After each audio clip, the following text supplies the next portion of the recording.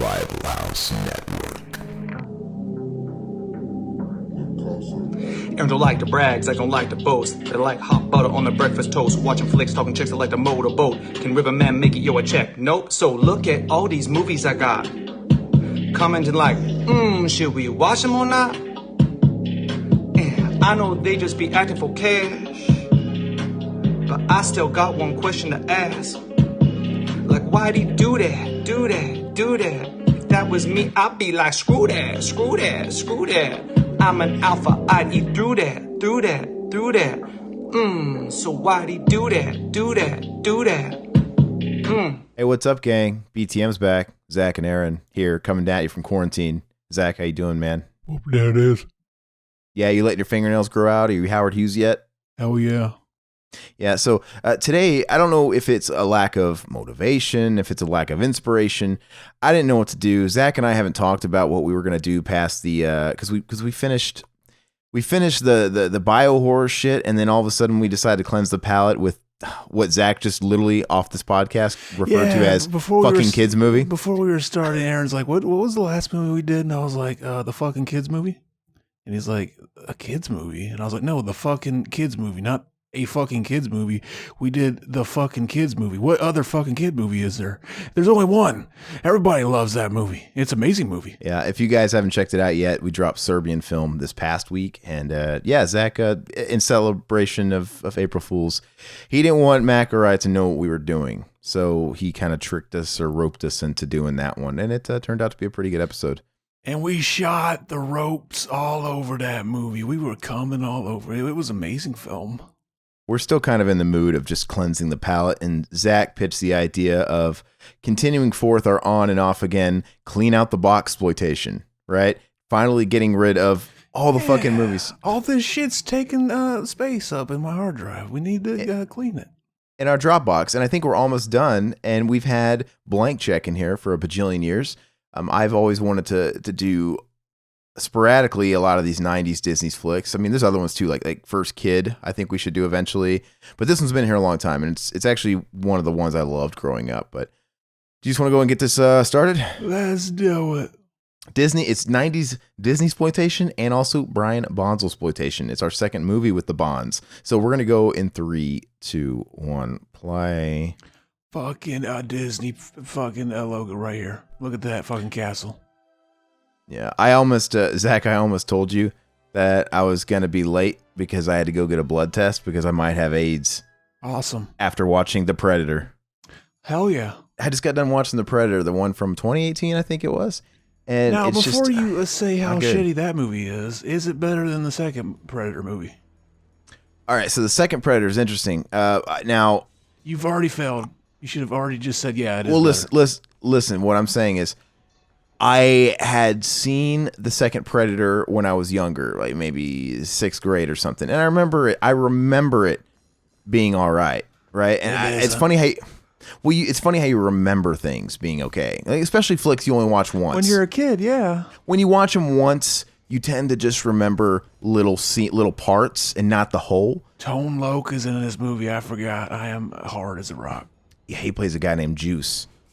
Yeah, Juice. Look at all that juice. But anyway, yeah, I revisited some years back. I revisited Predator 2, and it was like, wow, this is boring. Mm-hmm.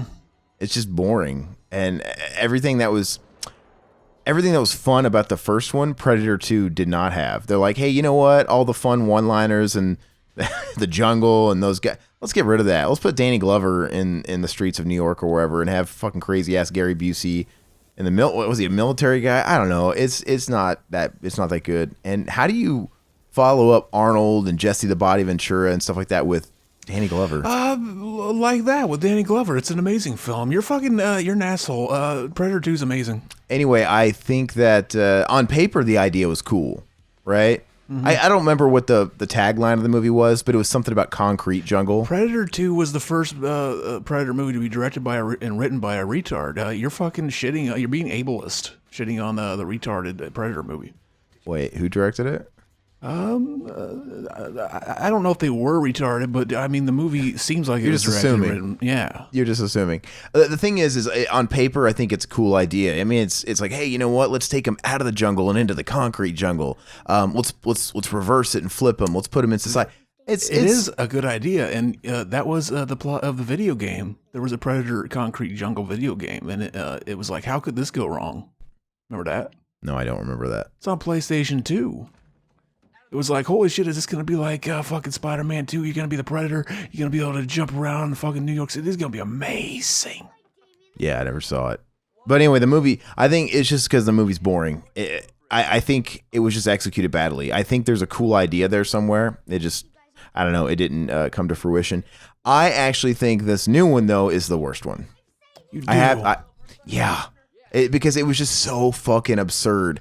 And I honestly, part of me thought, it knows it's being stupid. It has to know it's being stupid. It's self-aware, but it just still didn't remedy it. It was like, you know, that scene where at the end they're in the woods or whatever, and it's starting to take out all those guys, which, by the way, are wacky, whack-nut, fucking crazy-ass people, Key and Peele. Like, they're crazy. It's kind of a weird spin. I remember that was like two movies in one. Like the first half of it was like, okay, and then like by the end of it, I was like, okay, just end. You know what? Yeah, it was tough to finish. I would say halfway into it, I was torn. I'm like, you know what? I kind of want to be nice and at least give it a 5 because I kind of appreciate how ambitious it is with this plot, but even though it's fucking just not working. But no, when I got a little further, I'm like, no, it's just fucking stupid. This is so stupid. It has like studio interference written all over it. And Fred Dekker wrote that movie and directed it. Yeah, well, no, Shane Black directed it, and Shane Black co-wrote it with Fred Dekker. Oh. Yeah, and which is all the more disappointing because Shane Black is capable of so much better. Shane Black, you know, he has roots in the original Predator, right? He played He played one of the, was it Dawson? What was his fucking name? I'm having trouble remembering which guy he was. He was the guy with the glasses. He wrote the original Lethal Weapon. You know, he wrote a lot of scripts. He was a screenwriter and wrote a lot of action movie. He has a great pedigree. And as far as movies he's directed, he directed Kiss Kiss Bang Bang. Did you see that? Mm-hmm. That's a good flick. I like that. It's a good indie flick. Did you see that Nice Guys movie he did a couple years ago with Ryan Gosling and Russell Crowe? That's a lot of fun. That's a fun movie. He's got a style. Like, if you've seen whatever that style is you want to call that's in Kiss Kiss Bang Bang, where it's kind of like I don't know how, it's kind of a comedy, but it's like a caper or whatever. I don't know. He's good at blending comedy with action and all this stuff, but Predator was not it. And when you say studio interference, I don't know. I'm like, now it makes sense. I'm wondering if there's a lot of people on the telephone going, inject a joke here. No, we need more humor here. Inject, some of the jokes, there was a couple jokes that were kind of funny, but anything I want to say that worked, that was good about the movie, I still think wasn't good for this movie. It wasn't the right movie for it. Like the Key and Peele, when he was making all those your mama jokes, basically, when they first introduced him on that busser or whatever, he says, he's making fun of Thomas Jane's mom, which, by the way, it's got some good I like Thomas Jane. I don't know. I think he should have been the lead guy in this. Why was he reduced to being some guy with Tourette's? It was a kind of a waste. Because he's a fucking idiot. And he killed, like, he had one bullet left, or just a couple bullets, and he killed he should have just lined them all up and shot a bullet through all their heads. Fucking idiot. He deserved it. Dude, he goes, there was one joke I kind of chuckled at. He said, what does, I can't even fucking remember. See, it's forgettable. I don't know. I'm not even gonna say. Because you're so fucking preoccupied looking at Brian Bonsall's luscious fucking child body. I gotta get this movie out of my system before I comment on this, even though we're missing a lot of stuff. Before I come looking at Brian Bonsall's luscious body. I've probably seen Blank Check at least 50 times. It's an amazing film. But we'll get to that in a second. I just want to say the movie was ass, and it's just kind of insulting. Like, even if it knew it was being stupid, it was just too fucking lowbrow. It was too, I don't know. Like, there was that one scene. So Keegan-Michael Key or Michael Peele, whatever the fuck his name is, Key and Peele dude, he's on the ground. He got totally gutted. He's laying on the ground. His intestines are laying all over the ground. And then Thomas Jane got flown up into a tree right above him, and he's impaled by a branch, and he's impaled. And then they kind of look at each other like, oh, we're both done, right? They just, no words are spoken. And then it cuts to Key and Peele, and he's on the ground. disemboweled, and he doesn't even look like he's in pain. He just kind of looks at him and nods like, yeah, like do it. And they both take their last bullets in their gun, and they both shoot each other, one from the ground, one from the tree. He's shell shocked, man. He's so full of adrenaline. He doesn't feel the pain. It is so stupid. I don't know. And he got his cotton candy wet. Yeah, I know. I would kill someone. How come kids always had that shirt? You know, those shirts, the collar shirt and the weird stripes, you know? Fucking beta shirts. But my last comment on this Predator movie, I followed the plot, but at the same time, I didn't follow the plot. And the little parts I don't get, I blame the movie.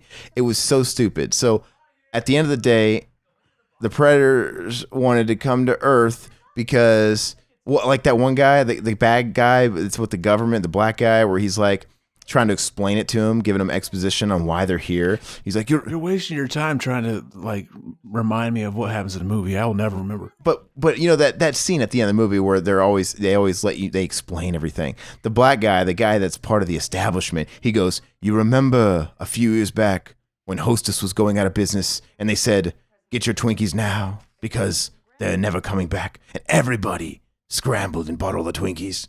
He's like, what, that is Earth. And he started like comparing that to global warming, and the predators were coming and picking off humans and stuff while there was a human population. It was so fucking dumb. All the references they made were stupid. I'm like, he's talking about Twinkies now? Twinkies. It was dumb. It's amazing. And then there was a kid with autism. Or no, he was on the spectrum, right? That kid from Room and Good Boys, you know, that Ethan Tremblay or whatever his movie is. Ethan Tremblay. Oh, I thought you were talking about the director again. No, he's a critical part of the story, I guess. He's the main guy's son who has Asperger's, and he oversells it, by the way. He's going full Asperger's, and he doesn't really have Asperger's in real life. Full Asperger's. You don't go it. Ethan Tremblay. Don't you just tremble when you see Ethan? I don't know. And then like there's a turning point at the end of the movie where it's like, there's a connection with the Predators. Ethan Tremblay, he learns all the technology like nothing because he's really smart. And they're like, wait a second, he's not stupid.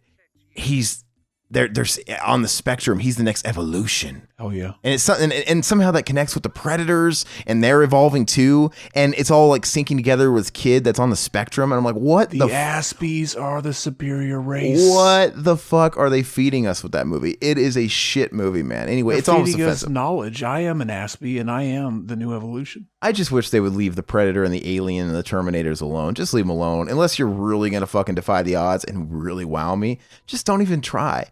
That was the only April Fool's Day headline I read, by the way. You know, I usually hate April Fool's Day being online because everybody's just trying to troll you with fucking fake ass headlines. It usually pisses me off. Not because I'm not expecting it usually, but just because I'm not getting any real news. And God forbid something really big happened on April Fool's Day and you're not going to know if it's to be believed or whatever because nobody actually reads headlines. They just nobody actually reads the articles. They just that's how you know those fuckers that flew the plane into the building fucked up. They picked the wrong day. Dude, that's what Mac does. Mac shares all these headlines without reading the articles. Exactly. Mac's one of those guys. So I mean, and then every once in a while he gets right just like by accident, and then he yells at us like, "You didn't believe me." Well, anyway, that's the only thing I read. Surprisingly, everybody laid off of it because of COVID-19 or whatever, which, by the way, I've been reading memes about, for all of you guys that call it COVID-19 instead of Corona, like it was like a 5-head type meme. Like you think you're better. But Covfefe. I call it COVID-19 because I refuse to call it Corona when I'm working my day job, right? It's COVID-19 seems more professional. Covfefe-19. Coffee. But, yeah, I don't know. I saw a headline, and it was Disney announced a new Alien movie set for 2022, and that was the only April Fool's headline I read. And I'm like, yeah, I don't give a shit. But amazing. Hey, this guy's Miguel Ferrer. I love Miguel Ferrer. R.I.P. He was a great character actor and a lot of stuff back in the day. He died. Did he die of fucking lung cancer? Smoking the stogies like Arnold. I don't know how he died. He died of cancer. I want to say he died of pancreatic cancer, actually, or something, right? I don't know. Prostate or pancreatic cancer, one of those big killers, yeah. But he died, I don't know. You know how it's funny? It could have been 5 years ago, but honestly, it could have been 10 years ago. It's kind of funny once you go past a few years, it's a big blur. Like, I don't remember if that was 10 years ago or 5 years ago, but he died a handful of years ago. And he is a cousin of George Clooney. Did you know that? The Cloonster. Yeah, and I don't, George Clooney related to Rosemary Clooney. I think Rosemary Clooney I think she's his aunt, and Miguel Ferrer might be her son, but there's like this weird connection there. But this movie's insanely quotable. Basically, this movie was cashing in on the Home Alone craze, but not a lot, right? They like try and remake Home Alone in the last 15 minutes. Yeah. It's really they always had to cram. In a nutshell, the 90s was all about kids getting the best of adults because that's what kids wanted to see. We wanted to see, what did we want to see when we saw Home Alone? What did kids want? It was the ultimate dream to be left home alone, to have the house to yourself, and then be just like all these heroes we loved in the movies, take on the bad guys ourselves. Wow. My childhood dream was always being home alone and Joe Pesci trying to break in the house and fuck the shit out of me. Yeah, I wanted to fuck her, though. This Shay, she's in... She has the same name. Like, she was in this and Dumb and Dumber in the same year, right? She's got that Joe Valentine haircut. Her name's Karen Duffy, and she had breast cancer, I think, later on, and she recovered from that. But that's side note. Anyway, this fucking movie is the death nail. Everybody gets cancer that's in it. What? She was in this and Dumb and Dumber at the same time. What kind of cancer did Brian Bonsall have? Fucking whatever cancer you gave him by penetrating his colon, I guess. Yeah. Besides that. No, anyway, but Karen Duffy, she was in this and Dumb and Dumber at the time, and it's like the only damn thing she's in. I remember she was on Leno, and she was actually a guest, and she was acting like she was so busy. It's like, yeah, well, Dumb and Dumber and Blank Check have kept me really busy. I'm like, yeah, but she did nothing else. And they even gave her the same name. Her name is Shay in both fucking movies. I don't even remember her in Dumb and Dumber. Let me do both of them. You don't kill somebody, that's a rule. Oh, yeah. Yeah, she's one of the gas men. She's the girl.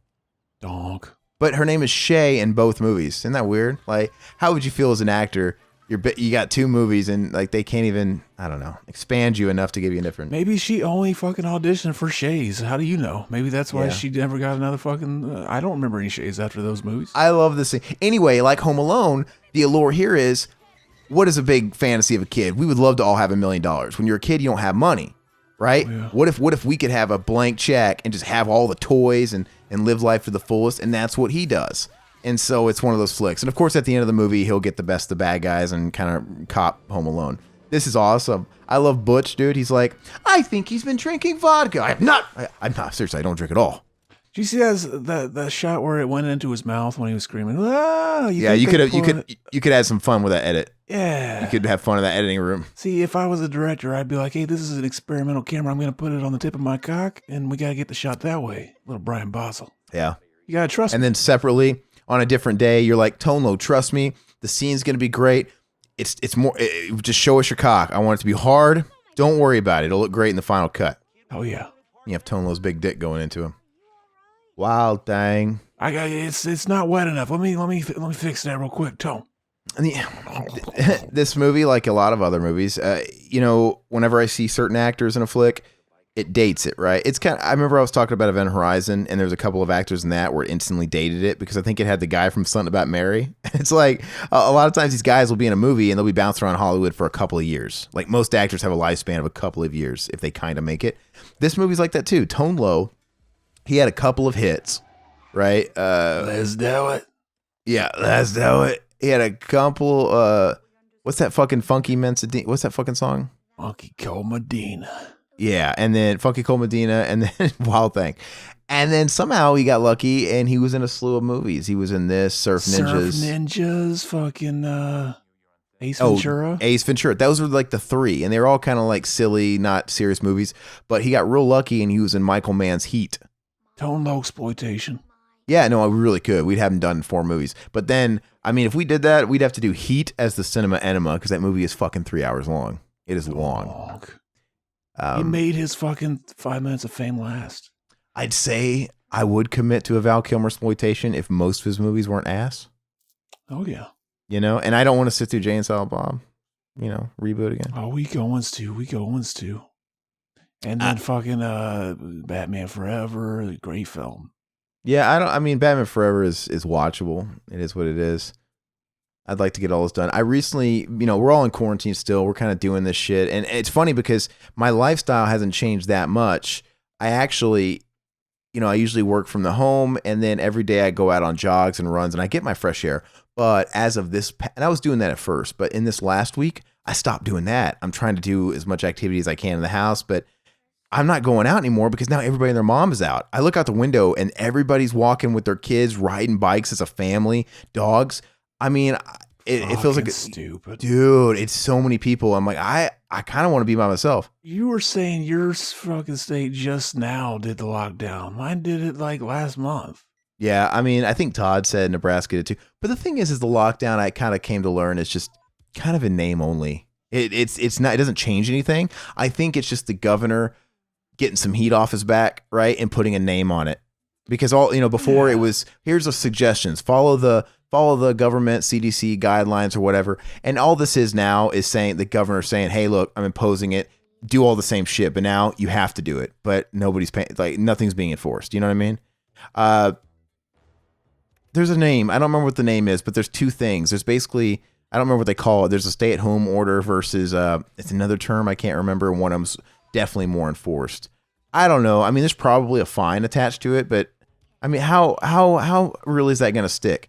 Even if there's a fine for going somewhere that was not a necessity, if I get pulled over and be like, yeah, I'm on my way to the grocery store, even if I'm not, well, that's what they can't really enforce it. And I don't give a shit. Even if they catch me in a group of 10 people, which I'm not doing, by the way, I'm following the fucking quarantine stuff. I don't want to get sick. But even if like they saw 10 people on a basketball court, more than 10 people outside, and a cop stopped because there was a group of larger than 10 and said, I'm giving you guys all tickets, I'd be like, I was walking to the grocery store. What are you talking about? I'm not. Just say you're going to church. They let them continue to have big crowds of people. Weird stuff, man. God will save them. Weird. God accidentally dropped COVID-19 on us. He'll pick it back up. He won't let us all die. Yeah, man. I mean, it's brutal, man. I just want things to go back to normal. I want everyone to die a fiery death while I watch and laugh. Nobody's going to forget 2020, that's for sure. Cashing a big one today? Hell yes. I like when that cop says that. He's like, oh yeah, let me grab that fucking backpack. Let me see what you got in that backpack, bitch. You gonna do a school shooting today? Not on my watch. Oh, look, a comedian. Go see Biederman.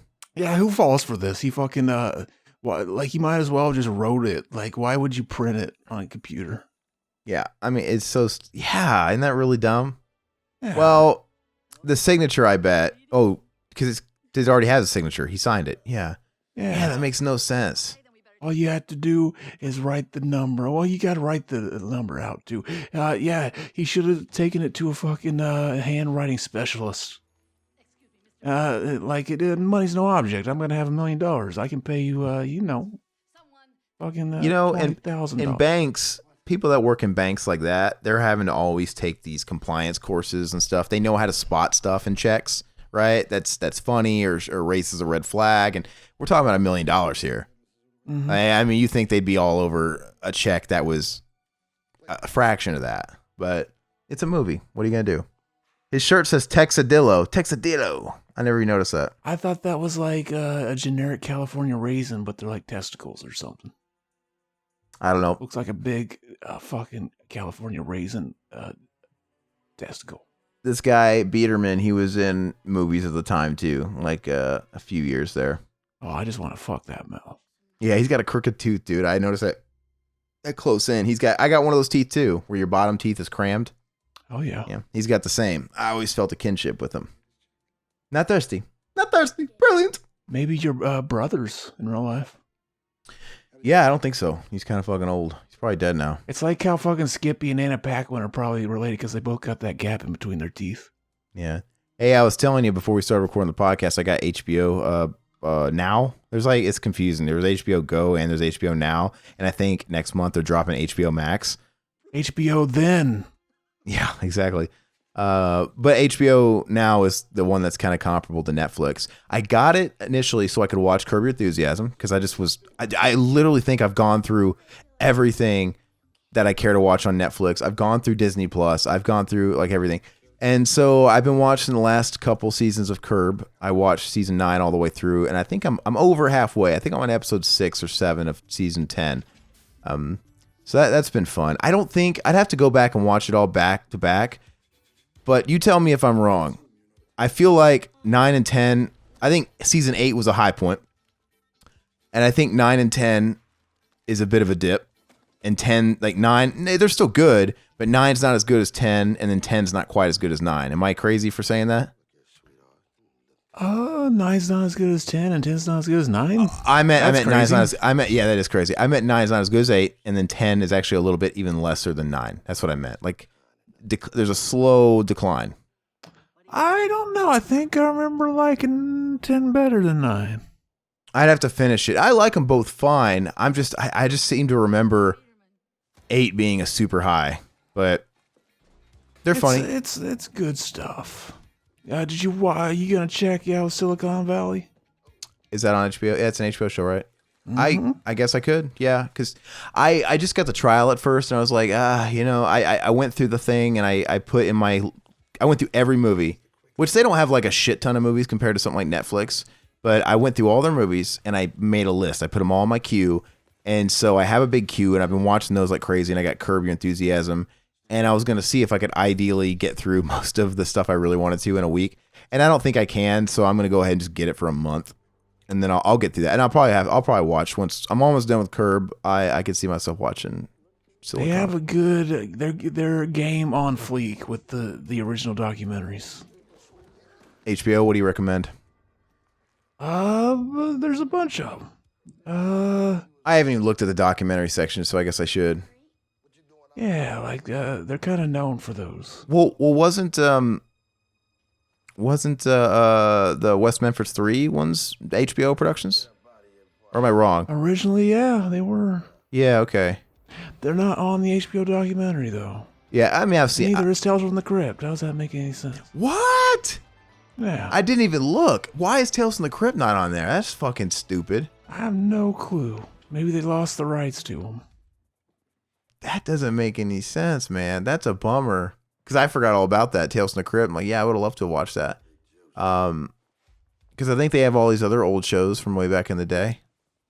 Mm-hmm. That's a bummer. I wonder why. Don't Look walks in. He's like, yeah, I'm going to put my fucking feet on your couch. You're going to give me my money. And he already gave the money to the little kid. What's he going to do? He's in a predicament. The chicken is in the pot. I would tell him, I will suck your dick. Don't. I look. He's like, look here. I don't know horses running to the barn, and I certainly don't know nothing about no chicken in the pot. But if you could be here, so, cash this check for me right here, I can be on my way. Imagine hearing Tone Loc. The kid with the backpack. Sorry. Imagine hearing Tone Loc having an orgasm. It'd sound fucking amazing. Yeah, how would that go, Zach? Oh, yeah. Brothers don't surf. Brothers gotta come. That's what I like to think it'd sound like. Let's see here. Tales from the Crypt HBO streaming. I'm gonna see what people are. I'm curious about this. It's obviously other people are asking about it on forums.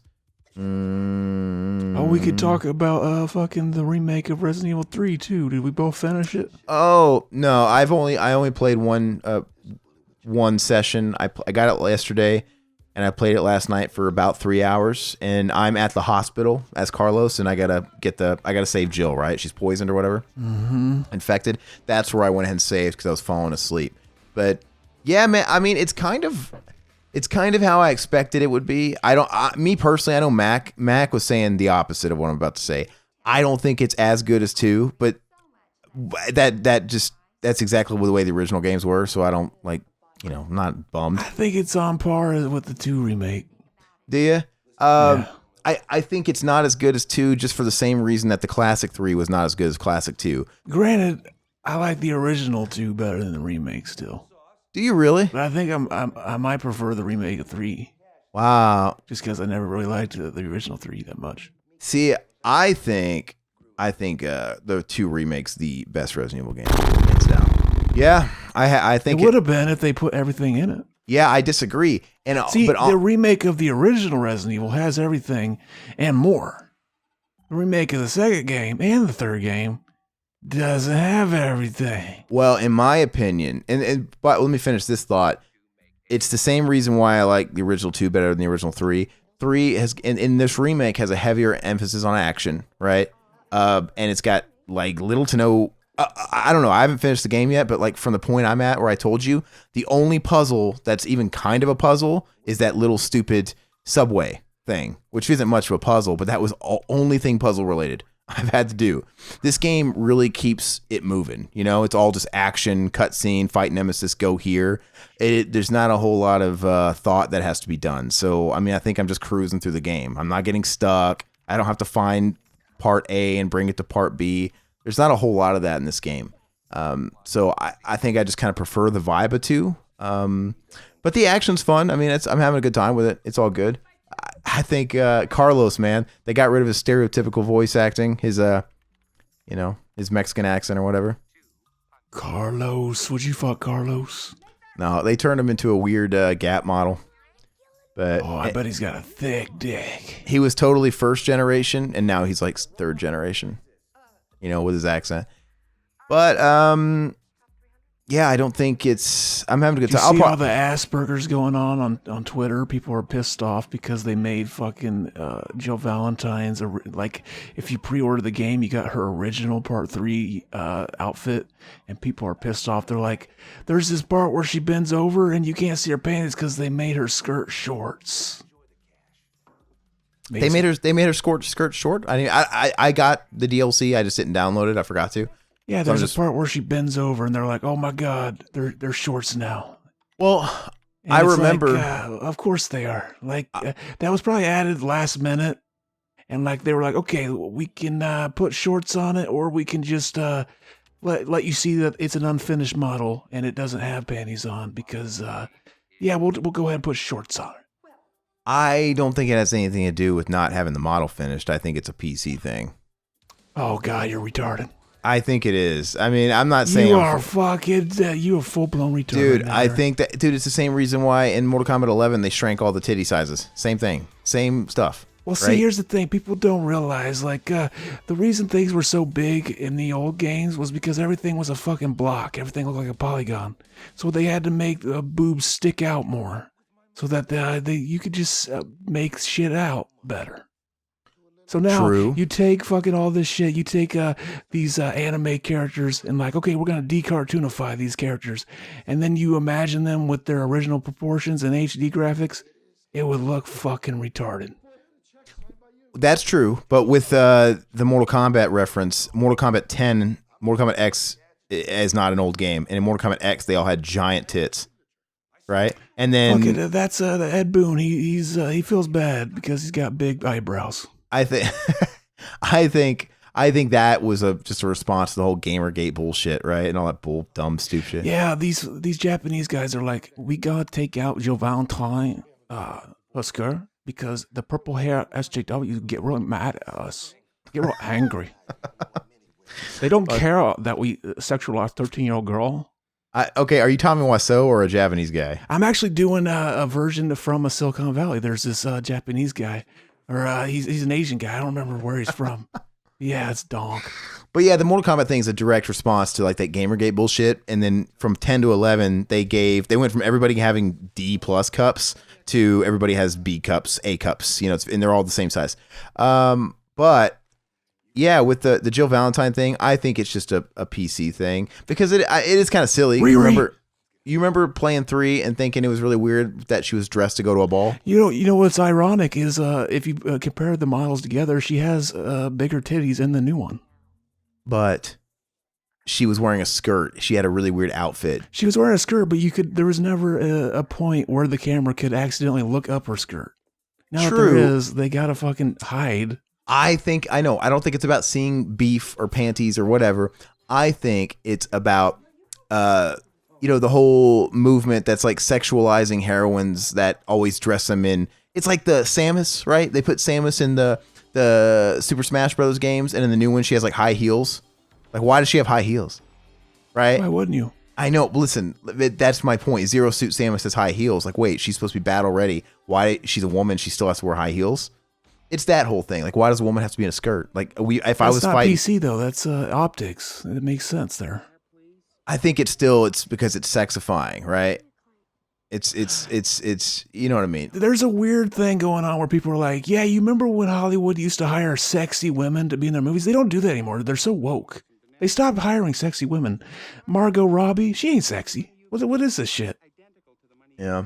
Well, I don't know if the playing field's even in that regard or not, because, you know, obviously attractive pinup style dudes get acting work, but you also get guys that are just kind of have a unique look. You get Seth Rogen's too, right? They're not like good look, attractive guys. Yeah. I wonder if it's this. You know who they never, like, somebody pointed this out to me like 5 years ago or something. I never noticed it till they pointed it out.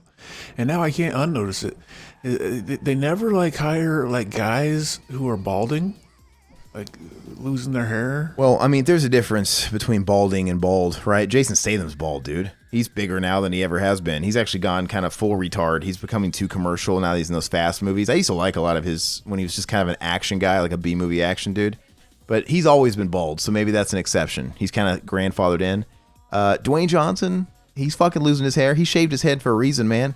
His hair like recedes like in the middle of his head, man. But if you could rock the clean Mr. Clean shaved head look, that you get a pass, right? You get a pass. You think it'd be easy to cure baldness? Like, you can make a pill that cuts down your testosterone. Or, like, you know, if there's too little or too much, whatever it is. Yeah. The Rock ain't gonna have that, man. The guy's too busy on the juice. He's on the roids. Look at all that juice. You think he's fucking Tone Loc from this movie? This dude. He's on that shit? This dude was in a lot of movies back in the day as a character actor. The guy that plays Henry. Henry Portrait of a Serial Killer? I remember he gets fucking gunned down in that movie Last Boy Scout. Right, with Damon Wayans and Bruce Willis and Danielle Harris. Never seen that. Actually, I might have seen some of that. It's okay. It's one of those movies that, I don't know, I wish it was better than what it was, but it's totally fine, because it's like, oh, a buddy cop movie from the late 80s, early 90s era. Like, I gotta love this, and it's all right. It's fine. Hell yeah. What movie did I watch with Danielle Harris the other day? Oh, Daylight, that Stallone movie. I don't know if you've ever seen that.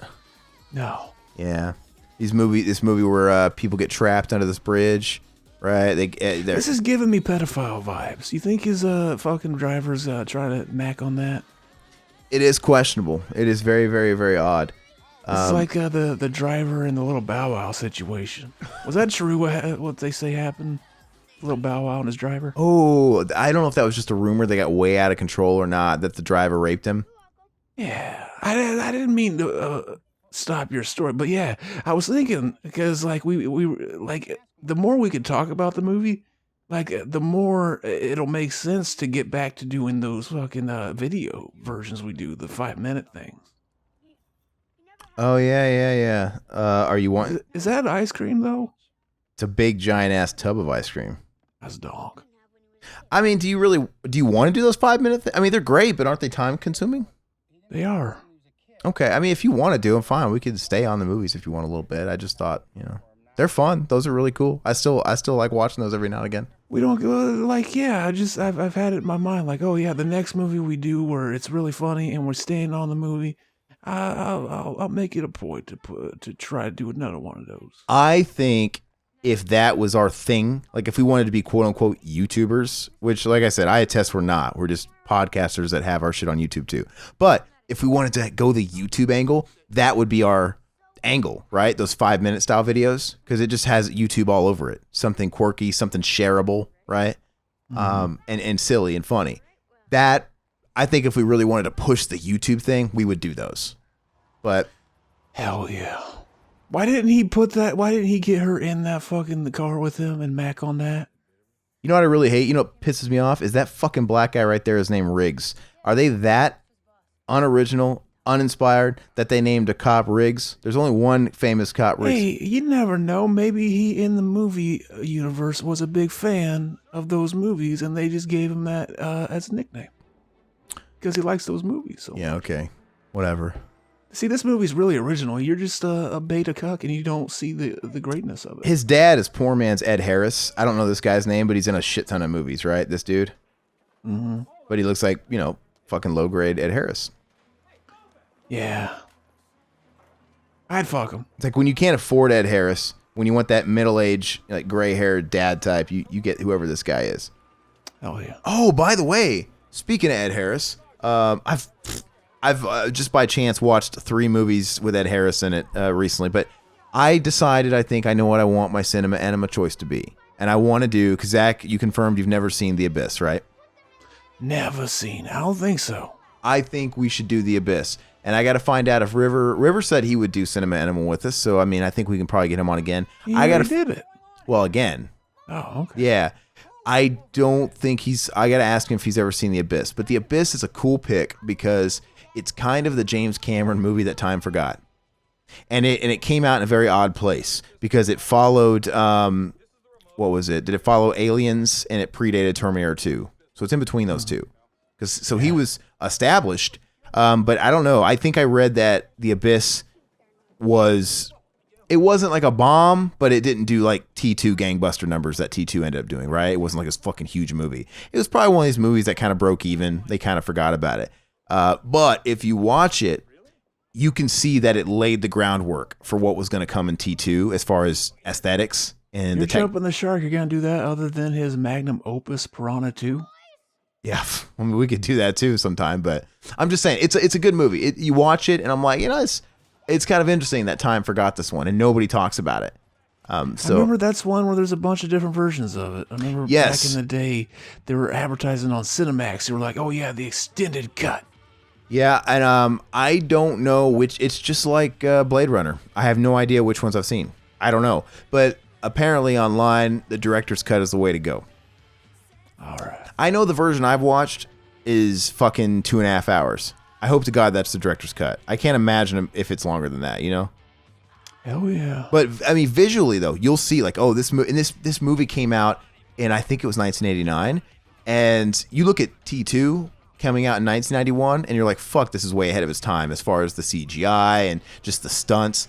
This movie has a lot of that. It's laying the groundwork for T2, and it was 89, and it's beautiful. And I do think it won an Oscar for best visual effects and stuff, which it deserves. It looks great even by today. I always wanted to do one of those Velcro wall things. Were they playing Super Punch Out on that fucking arcade? I don't recall if it was a Punch Out ripoff or if it was a real Super Punch Out, but it probably was Super Punch Out. I doubt they created a ripoff game just for this movie. I don't remember Super Punch Out showing like a green outline of you though. Did it do that? The arcade did. All right. I think the arcade looked a little different. Yeah, because there actually was an arcade version of Super Punch Out. I didn't realize. Yeah, it came out before the actual game, and I can't even remember if it was called Super Punch Out. I think that might have just been like the home version, because Super Nintendo. I think, in fact, I think there was just one arcade. I think the arcade is called fucking Punch Out, and then there was an NES Mike Tyson Punch Out, and there's a Super Punch Out. Did Glass Joe show up again? I don't remember. I kind of want to look it up. Remember Don Flamenco? Remember that video I sent you of that guy yelling at like his camera, like because people were shitting on him, saying he had a Tic Tac head. It's like, I do not look like a solding Tic Tac. My head is not shaped like a Tic Tac. And I sent you that video, and I was like, he looks like Don Flamenco. I sent you a picture of Don Flamenco. It was dog. Yeah, I'm looking up Super Punch Out arcade. But yeah, no, I'm looking up the pictures, and yeah, he was like green outlined and shit. You only see yourself. You can't see him. You're like fucking, you're that one guy from WWE.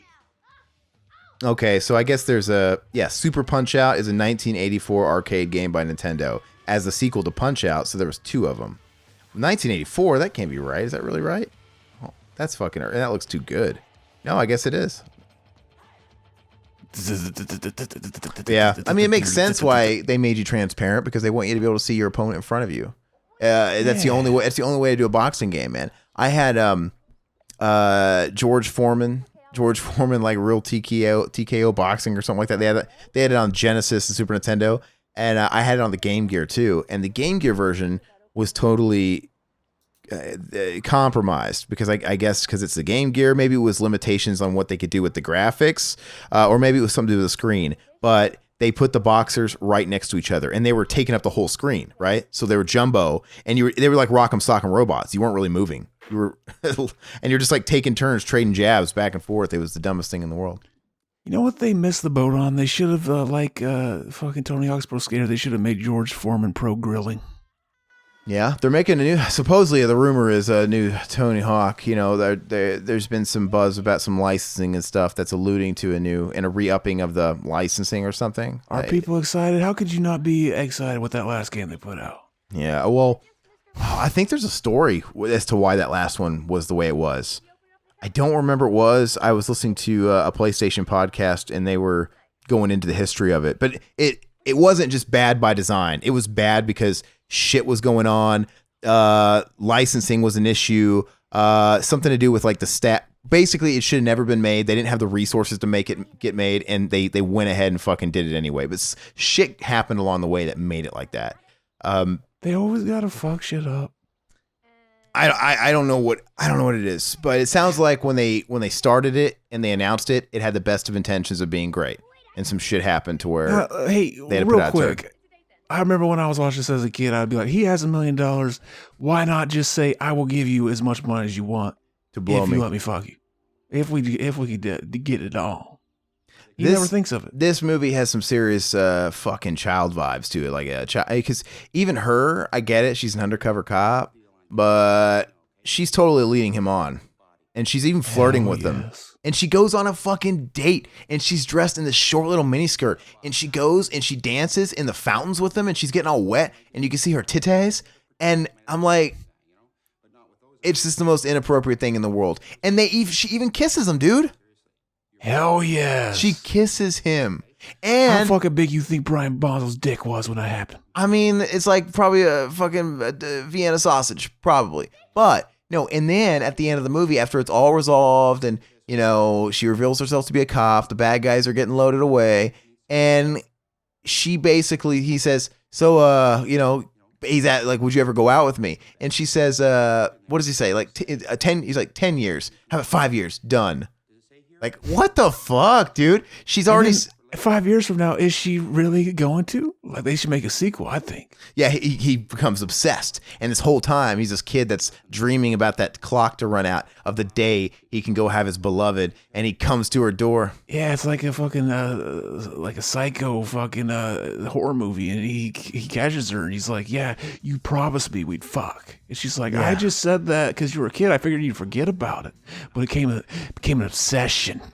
He rejects, yeah, and then he goes up to her, finds her, and he legit asks her out, and she rejects him. And then he has to put on a ski mask and resort to breaking in and just taking it. It turns ugly. Oh, fucking exploitation film. It turns into an exploitation film. Amazing. But no, she does that shit, and I always thought about it. I'm like, man, like, is that not grooming? Okay, groomer. That's technically grooming. When you say... It's okay when women do it, though, because it's sexy. When you say, okay, sure, I'll go out with you in 10 years or whatever it is, like when you're 18, like you're looking at this fucking eight-year-old, and you're pretty much calling dibs on him as soon as he turns 18. You fucking whore. Hell yes. It's really funny. It's really poor choice in script writing, but it's funny. Would that be funny if we found out years later that this was originally a script for like... an adult movie, and they just like changed some things around, and that look at this kind of got left in cultural appropriation and wearing those sumo suits. Yeah, it would have been interesting. Oh yeah. Well, I think it's funny how you could take a lot of scripts, and doctor them a little bit to make them a kids movie or make them a dark movie. You know, I mean, I'm trying. How would you turn this into an R-rated movie? What look if somebody handed you the general skeleton of the script? What would you do? Put an actual sex scene with him and the girl. Okay, so Brian Bonsall, he extorted this money somehow, right? I mean, if it was a serious movie, there would be repercussions for this shit. First off, Brian Bonsall would be in serious trouble, fraud, right? And then second of all, Juice would be hired to go into that castle and fucking rape his ass and fucking kill him. Oh, yeah. You know, he'd be in the river somewhere. Fucking go into that castle and spurt your juice all over him, drown him in your juice. Yeah, exactly. Oh yeah. Hey, what kind of shit have you been watching, man? You've been watching a lot of shit because of quarantine this last week. Anything new? I watched that Tiger King show that everybody's fucking talking about. Okay, I got a question. Is it really that good, or is it just because it became a meme and everybody's born on quarantine and they just all jumped on it? It's worth a watch, but I liked Don't Fuck with Cats better. Like, people are like, oh, this guy, he's so fucking crazy. It's so entertaining. Like, I must just be like, overly used to crazy people because I watch so much YouTube and shit. To me, this guy wouldn't even crack my top 10 crazy.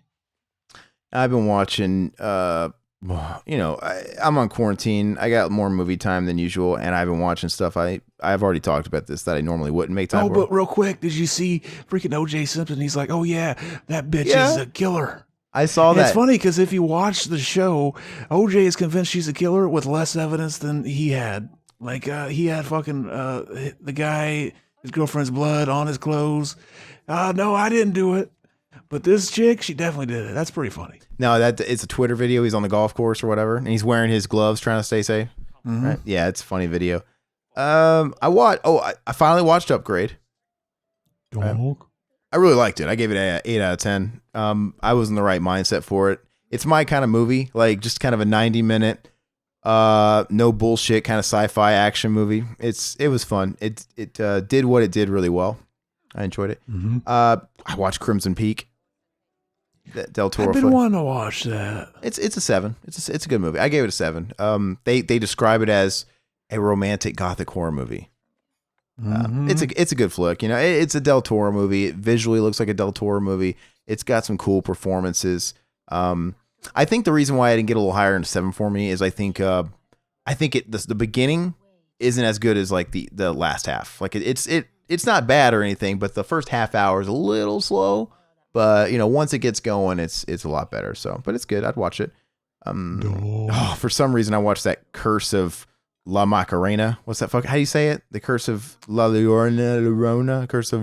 It has Velma in it. It has that Velma chick in it. It's a Blumhouse movie. It's in the Conjuring universe. I don't know if I've seen that one. Okay, it came out in 2019. I think. Yeah, it came out in 2019 this year.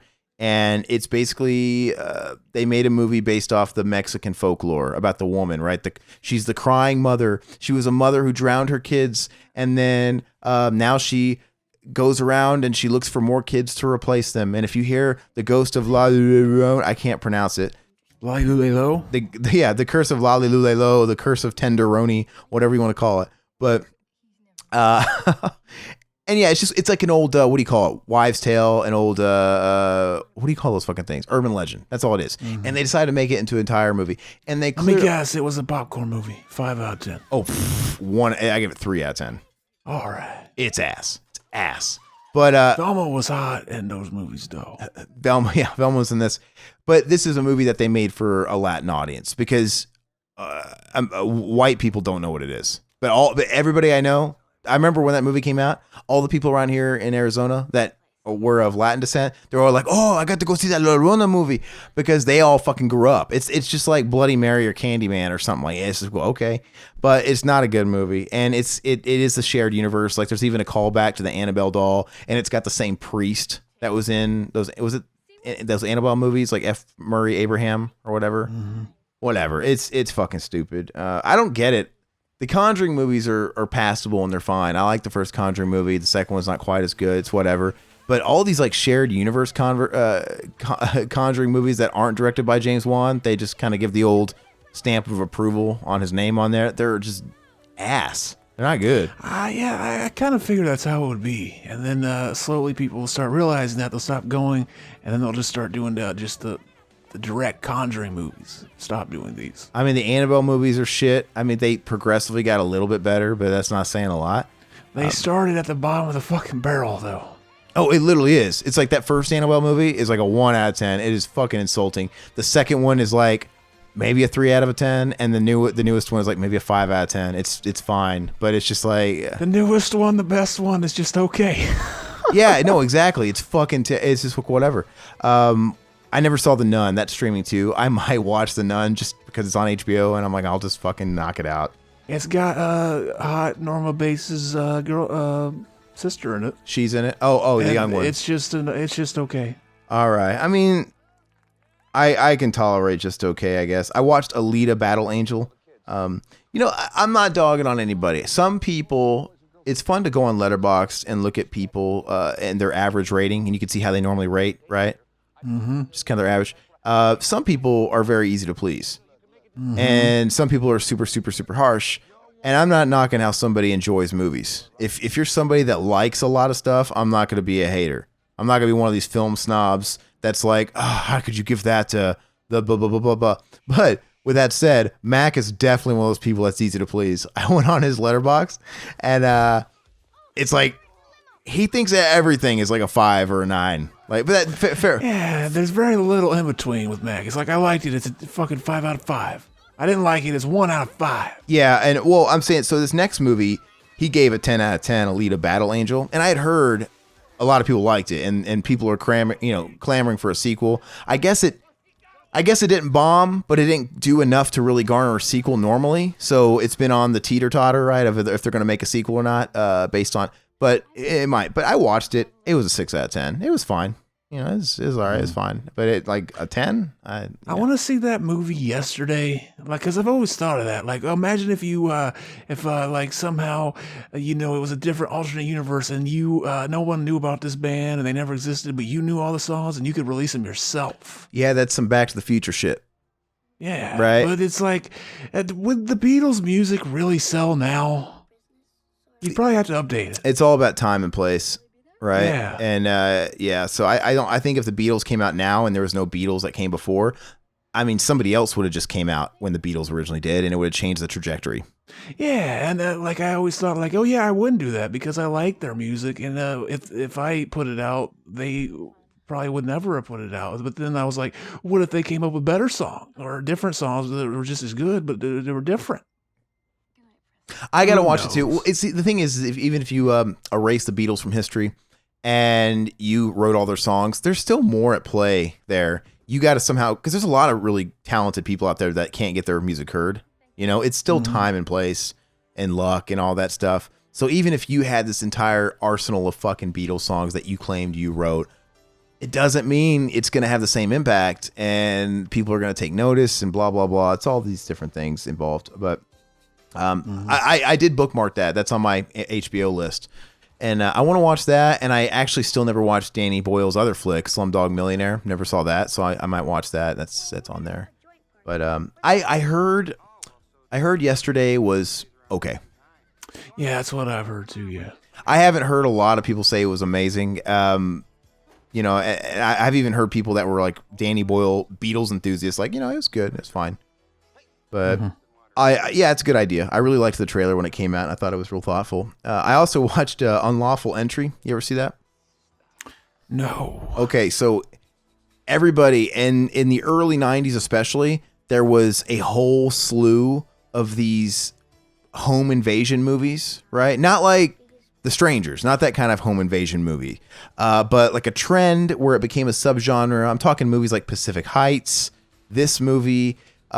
basically there's a well-to-do couple. Usually they had movie stars. Like this movie stars Kurt Russell and Ray Liotta. And he's got a wife, Madeline Stowe, Kurt Russell. It usually involves a well-to-do couple that moves into a house and they somehow make a friend or somebody that proves to be very dangerous and stalkery, right? Single white female shit.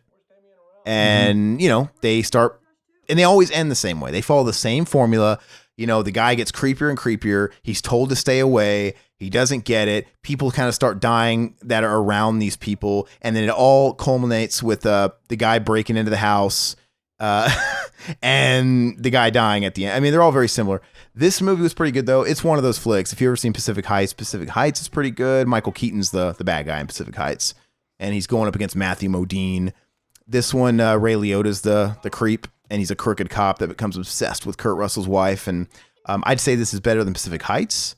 And it's worth a watch. It's a solid, what did I give it? I gave it a 7. So it doesn't have to be original for me to love a movie, by the way. It really doesn't. As long as it does something well, I don't really care if it fits in a niche somewhere. And that's why I liked fucking Midsummer. Like, I like Wicker Man, so another movie like Wicker Man comes out, I'm like, fuck yes, this is for me. Yeah, I guess that's kind of the same point I was making. So I don't know. My biggest problem with Midsummer was it was too long. It didn't deserve the runtime it had. It shouldn't have been. I felt like it. I thought the runtime worked for it. Okay. I thought like as soon as you start feeling claustrophobic, like I gotta get the fuck out of here, it gets right to the third act, which is just like it's okay to feel like you gotta get out of there. I don't know. It worked for me. I didn't hate it. I think I give it a 6. I didn't hate it. But it's like, I think if they shaved off 30 minutes off that bad boy, because it was like, what, 2.5 hours? If they shaved off 2 hours, a half hour, I would have been a lot more generous to it. I really would have been. But anyway, the best movie I watched, probably in a long time, actually, I watched Prisoners. You ever see that? No. Was that the Rennie Harlan movie? No. Dennis Villeneuve. Dennis Villeneuve. That guy's on a roll, man, because so I watched this movie Prisoners, and I gave it a 9 out of 10. It was damn near fucking perfect. I really fucking enjoyed it. And to me, he's on a roll, man, because I haven't seen all his movies, but the last few movies I've seen of his have been fucking great. He did Blade Runner 2049, right? Mm-hmm. He did this movie, which is fucking really good. I gave Blade Runner a 9 too. Blank check? No. He did Prisoners. Prisoners is easily a 9. Blade Runner's a 9. I really like Sicario. He did Sicario. You watched Sicario? What'd you think of that, by the way? I couldn't get into it. I need to watch it again when I'm in the mood. Sicario 2, despite I'm in the minority here. Everybody seems to kind of shit on Sicario 2. I think Sicario 2 is the better movie, and he didn't direct that, and it's a totally different flick because in Sicario 2 they take out the weak link of the first movie. Emily Blunt is not in the movie, and they basically, because you know how Josh Brolin and Benicio del Toro are like in the movie, but they're supporting guys, right? And it's kind of all about through the eyes of Emily Blunt, the fish out of water, and she's kind of okay. The second movie is all about those two guys, and you're in their world, and it's a totally different flick. It's way more gritty, and some people fucking hate it and give it a hard time because you know it's that whole thing. It's anti-PC and it's cruel against the border and the Mexican people and stuff like that, and how violent it gets.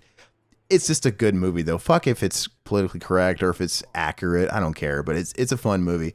But I will say this though: Sicario, Prisoners, Blade Runner 2049, they're not similar movies at all. They're all very different flicks. So it's weird. I don't really think the guy has a style like that you can pinpoint, but for me, he's been consistent. The other movie on here that a lot of people seem to like that I haven't watched is Arrival. I didn't know he did that movie. I saw that one. Was that okay? How'd you think of that?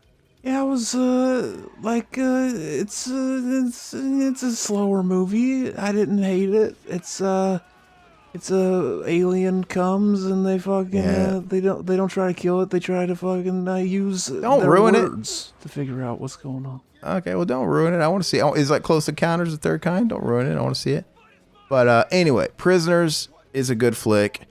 It's a classic story about a guy's kid that goes missing and all the shit around it. The whodunit, right? It's a whodunit. So and Jake Gyllenhaal's in it. It's Hugh Jackman and Jake Gyllenhaal. Jake Gyllenhaal plays the cop that's on the case.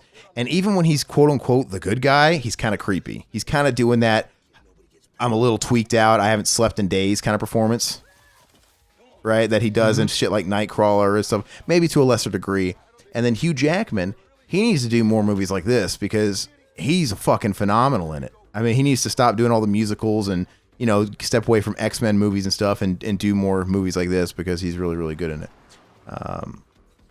But you beta Logan's the greatest film ever made. I mean, I know you're taking the piss, but I do like Logan. I mean, it's very much Logan. Ted Theodore Logan. Logan was very much taking a page from Unforgiven and flicks like that. But like I said, I got no beef with that. It's good.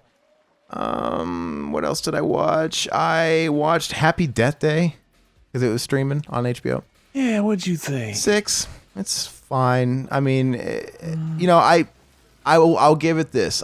I expected to go into watching it and giving it a 5. I'm like, this is going to be a total 5. But I'm like, it teetered. I'm like, it's a 6. It was watchable. It didn't bore me. It had a quick enough pace. I still don't get why it was PG-13. Like, let's make a meta slasher type movie, but take out all the blood. It's kind of weird. Yeah. And no language, but it didn't really bother me at the end of the day. I remember when that movie came out on the trailers. I went to go see some flick and I saw the trailer for that and I was like, what the fuck is this? And of course I was writing it off because it's like they just took Groundhog Day. They took the gimmick of Groundhog Day, who, you know, and mixed it with Final Destination. Yeah, and that's it. And it's like how not clever. And I had to give it a little bit of props because in the last scene of the movie, they totally dox themselves, and right, and they they let you know that they're aware it's just like Groundhog Day, right? You remember that?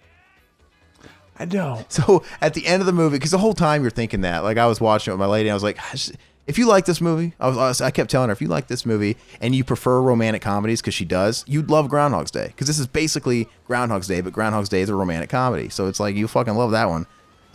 But anyway, the movie ends and she finally solved the twist and all that stuff, and which, you know, I thought the twist was cool. I mean, it was kind of out of nowhere, but it's like at least I didn't guess it, so I'll give it props. But they're done with, and they're at the diner. Her and the boy that I guess becomes her boyfriend, and he's talking like, "Oh yeah, it's like, you know, your situation was a lot like Groundhog's Day." It's like, "What? You never seen Groundhog's Day with Bill Murray?" And that's where it ends, right? And it's just a total wink at the camera, like, "Yeah, we know." And I gave it kind of respect from that. I'm like, all right, as long as you're making fun of yourself for it, it's whatever. Exactly. You could remake a movie, not even like fucking call it the same thing. And as long as you say we're fucking hacks at the end of the movie, I'll be okay. I don't know. I know what you're saying, but I thought it was kind of, they literally do it in the last 2 seconds of the movie before it cuts to black. And I thought, I'm just playing. But it was kind of funny the way they did that. Like like you go through the whole fucking movie, the movie's over and they're just sipping milkshakes. And then he makes that line, "You've never seen fucking," and then it cuts to black. I'm like, that's kind of funny. I thought it was kind of funny. And so because of that, I kind of want to watch Happy Death Day 2 because it's also streaming, and I'll just get it out of the way. Did you see that one? Yes. Is it at least on par? It's less memorable. Okay, well, I'm going to watch it out of curiosity. I'll get it out of the way. I've been watching so much fucking bullshit to where even a 5 is looking pretty good to me. Like I said, I watched The Predator today, and that movie was ass. I think a lot of people watched Onward yesterday because as of this recording, that premiered on Disney Plus, that Pixar movie. You know what I just thought? You know what would have made The Predator better is if at the end fucking Chris Hansen shows up and that's what kills the Predator finally. Yeah, what was that old bit they did? I don't remember that. Maybe it was a YouTube video someone made where they did an animated To Catch a Predator with Chris Hansen to the Predator, and they put in real sound clips from the show. Yeah. What was a Predator screen name? Pussyface 69 or something like that? I forgot. It was pretty funny. Yeah, somebody had already beat us to that punch on that joke, but yeah, I watched Onward yesterday, Pixar movie. I mean, if you like Pixar movies, it's on par. You know, it's got a touching little message to it. You kind of get the message is a little heavy-handed. Like I kind of got what the message was going to be from the first 2 minutes of the movie, but you know, whatever. It did the trick. It's fine. That shirt that kid's wearing is fucking stupid. It should say "shoot ropes." Oh, shoot up! I read shoot up at first. Shoot hoops. Or that's better too. People, you should shoot ropes and then get the cummies in a syringe and then shoot up your cummies. There was this big thing in the 90s, everybody, in early 2000s, where people who never skateboarded in their entire life or played basketball in their entire life, where they wore shirts with like a ball and a hoop, or a Tony Hawk shirt, right? Mm-hmm. And there was all this, and I mean, I think I'm guilty. I think my mom bought me a Mighty Ducks coat. Right? Mm-hmm. Those 90s Mighty Ducks coats were hot. Why were they so popular? Why do you think the Mighty Ducks... Why didn't they get him to play fucking Elton John in the fucking beginning of the new movie? He looked just like him. Those glasses on. Oh, by the way, that's David Faustino's brother, by the way. Oh, really? Yeah, his brother, the one that didn't have the shoot-up shirt. He was just wearing the plain blue shirt. He looks just like him, but that's David Faustino's brother. Yeah. Sorry, I should have mentioned that at the beginning. But anyway... Yeah, man. Mighty Ducks coats, those fluffy Mighty Ducks coats were real big in the 90s. And, you know, the actual Mighty Ducks were from Anaheim. So, I mean, why do you think people in Nebraska and Missouri and Illinois, we all had Mighty Ducks coats because of the movie? Right? It just became this 90s thing. So everybody was guilty of it. Dude, I was guilty of it once. Once my mother bought me some kind of like skate Tony Hawk shirt. Right? She did. And I was a huge fan of the game, right? I was a huge fan of that first, and that was I think the first game was out. So I probably would have been like fucking 12. I don't know. But anyway, I got a Tony Hawk shirt, and I was victim of it, man. I went first day at a new middle school, this like older kid that was probably like, I don't know, 15.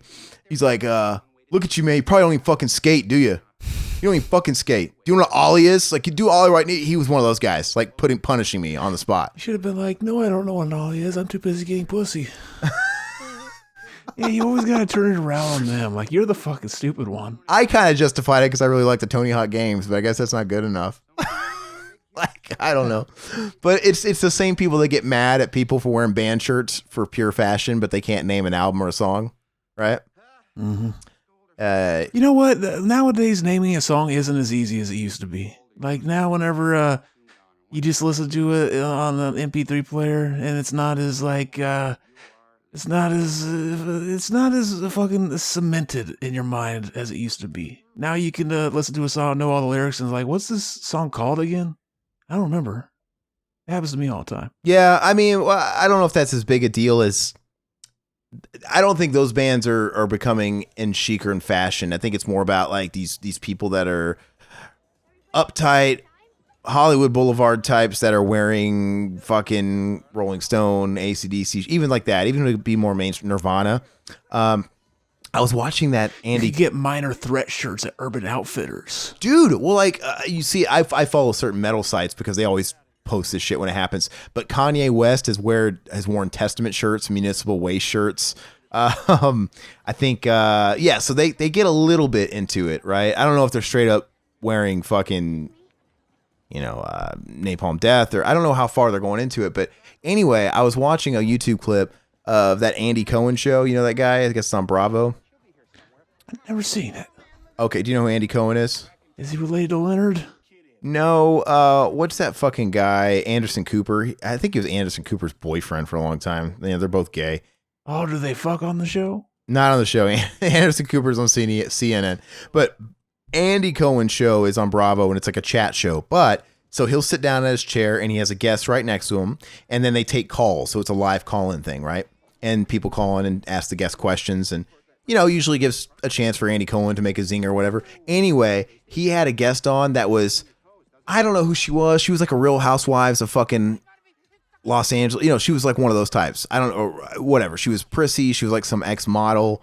And she was wearing a Metallica shirt. And of course it's like, it's like fashion to have, like, now you buy, it's inevitable. The punks would rip their jeans, and then somebody's going to market and sell you pre-ripped jeans, right? And they're going to sell you, go into H&M. There's going to be a fucking million Nirvana shirts, Kiss shirts, Metallica shirts. It is just what it is. Anyway, she's one of those types of people that was wearing like a ripped up Metallica shirt. And it was like a fashion statement. And somebody called her up, and that was what they asked live on the air. Like, yeah, I just want to know, can you name one Metallica song? and she was caught red-handed. It's a pretty funny video. She's like, yeah, you got me. I don't fucking give a shit. She's like, Saint Anger. She's like, I just like the shirt. And but it was the one with the great fucking sound of the snare drum. Yeah, it's a shitty album. But anyway, it was pretty. I know all the memes. But it's but it's pretty funny though, because you see people get called out and that stuff or whatever. But to see somebody get called out on a live television show is pretty funny. It's kind of embarrassing.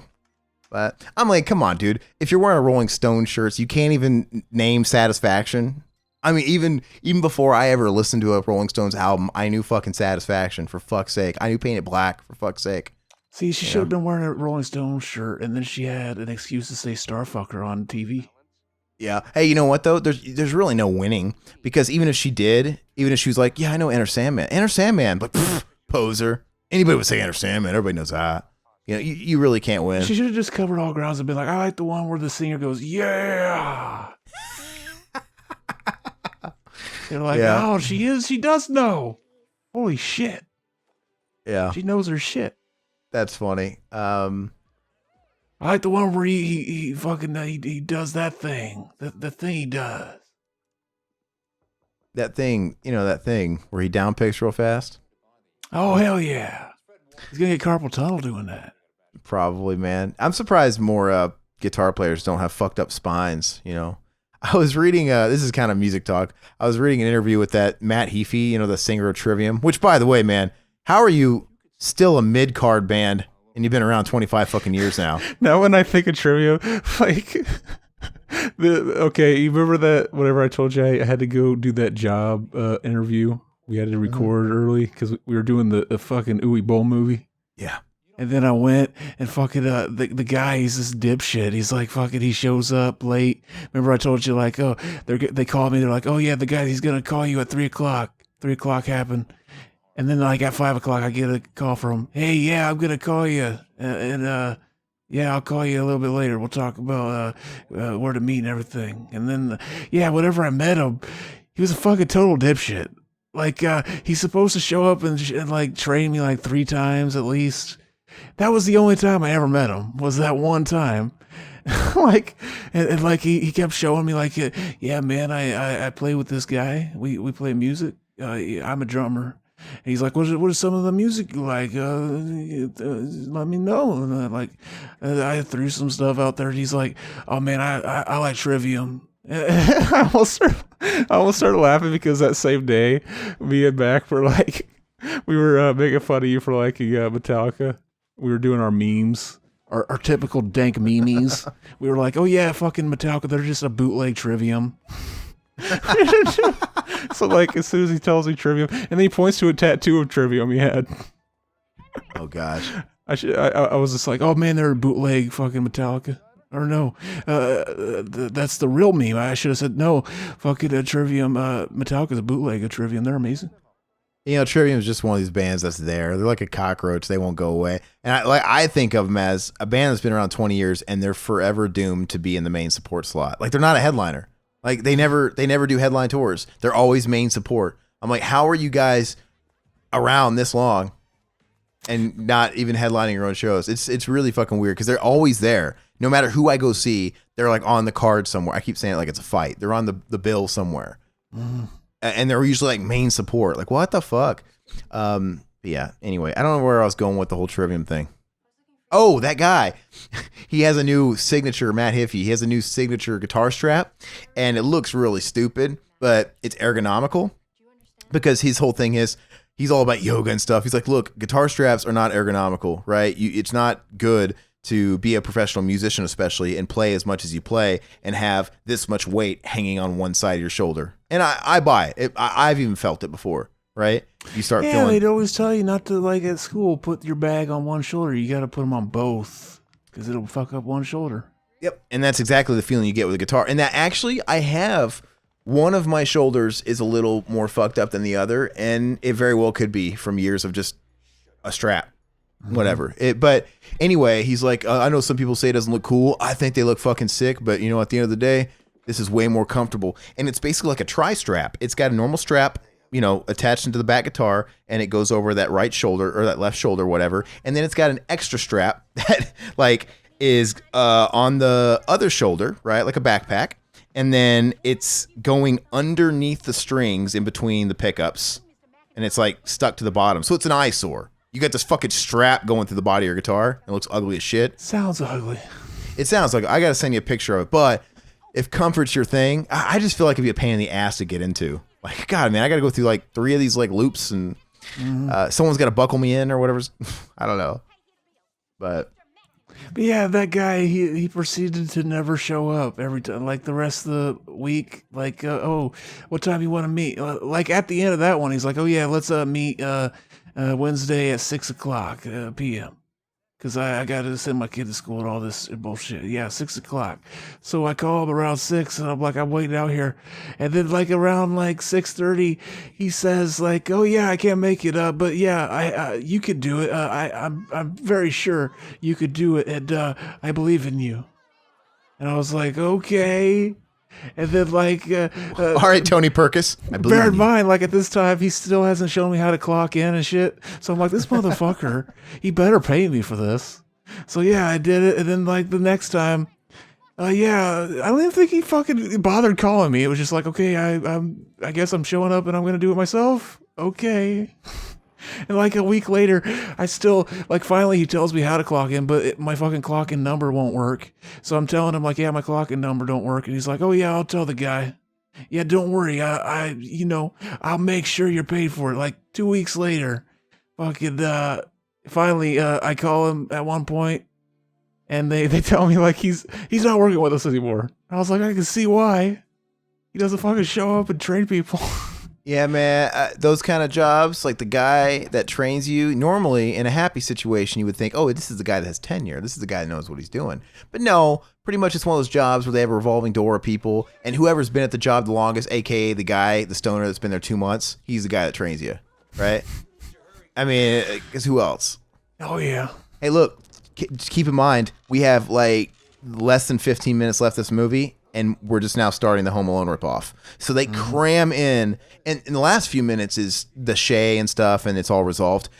The like 10 minutes, they cram in this Home Alone remake. They remake Home Alone in 10 minutes, and you know it's gonna be pretty effective, right? Oh yeah. I think go ahead. Well, it's like fucking Three Ninjas. The first couple, the first 30 minutes was the Home Alone remake, and then as soon as those burglars are gone, you don't give a fuck. But you have to have time to also cash in on the ninja trend, though, too. So what are you gonna do? Oh yeah. That was the best, though. Like nothing tops capitalism on the current market like Three Ninjas. No one did it like that movie. It's like they had Home Alone and they had ninjas and Ninja Turtles. Fucking, you could even argue they had like I don't know. It was almost even like a Power Ranger. Like I don't know. Everybody wanted to see kids fighting. Mm-hmm. I don't know. It's a good movie though. It's donk film. I'm waiting for them to reboot that. Like, because that seems like the kind of movie you'd think they're never gonna fucking remake Three Ninjas. Give me a break. But then they surprise you. Like they're remaking Three Ninjas. Like why would they why are they dipping into that pool? They're gonna do the ultra bleak fucking Marvel Universe take on the Three Ninjas to go along with the fucking Power Rangers movie. Oh, that Saban movie, because Saban makes movies now. He's in like the movie thing. He put out the new Jay and Silent Bob movie. And there was a bunch of Power Rangers jokes in that. Yeah. Like, yeah, the Power Rangers guy, like, yeah, he does movies now. And they started making these weird, obscure Power Ranger references, like, yo, yeah, the Green Ranger Tom. Like, what? Like, this is really, this is for the people in the back. Like, some of these references and jokes, like, he really knows who's watching his movies, and it's the Comic-Con crowd. Mm-hmm. Like, and they made it all about, like, a Comic-Con thing. So, when they're making rather specific Power Ranger references that only those fucking nerds would get, I mean, I got them too, but you know what I'm saying. I don't know. I guess respect, but that movie is shit. Oh, speaking of music, did you hear the new super group with the vocalist from Converge? No. Oh, it's got is it Job for a Cowboy or High on Fire? Who's it with? Who else is in it? Somebody from the Red Chord and Job for a Cowboy. Okay, Job for a Cowboy is the Red Chord was the other one. No, is it any good? I listened to this song. It's pretty donk.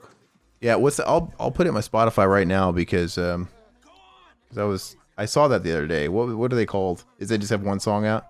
I'm not sure how to pronounce it. It's Umbra Vitae, something like that. How do you spell it? UMBRAVITAE. Okay, Umbra Vitae. Okay, got it. All right, I'll check it out.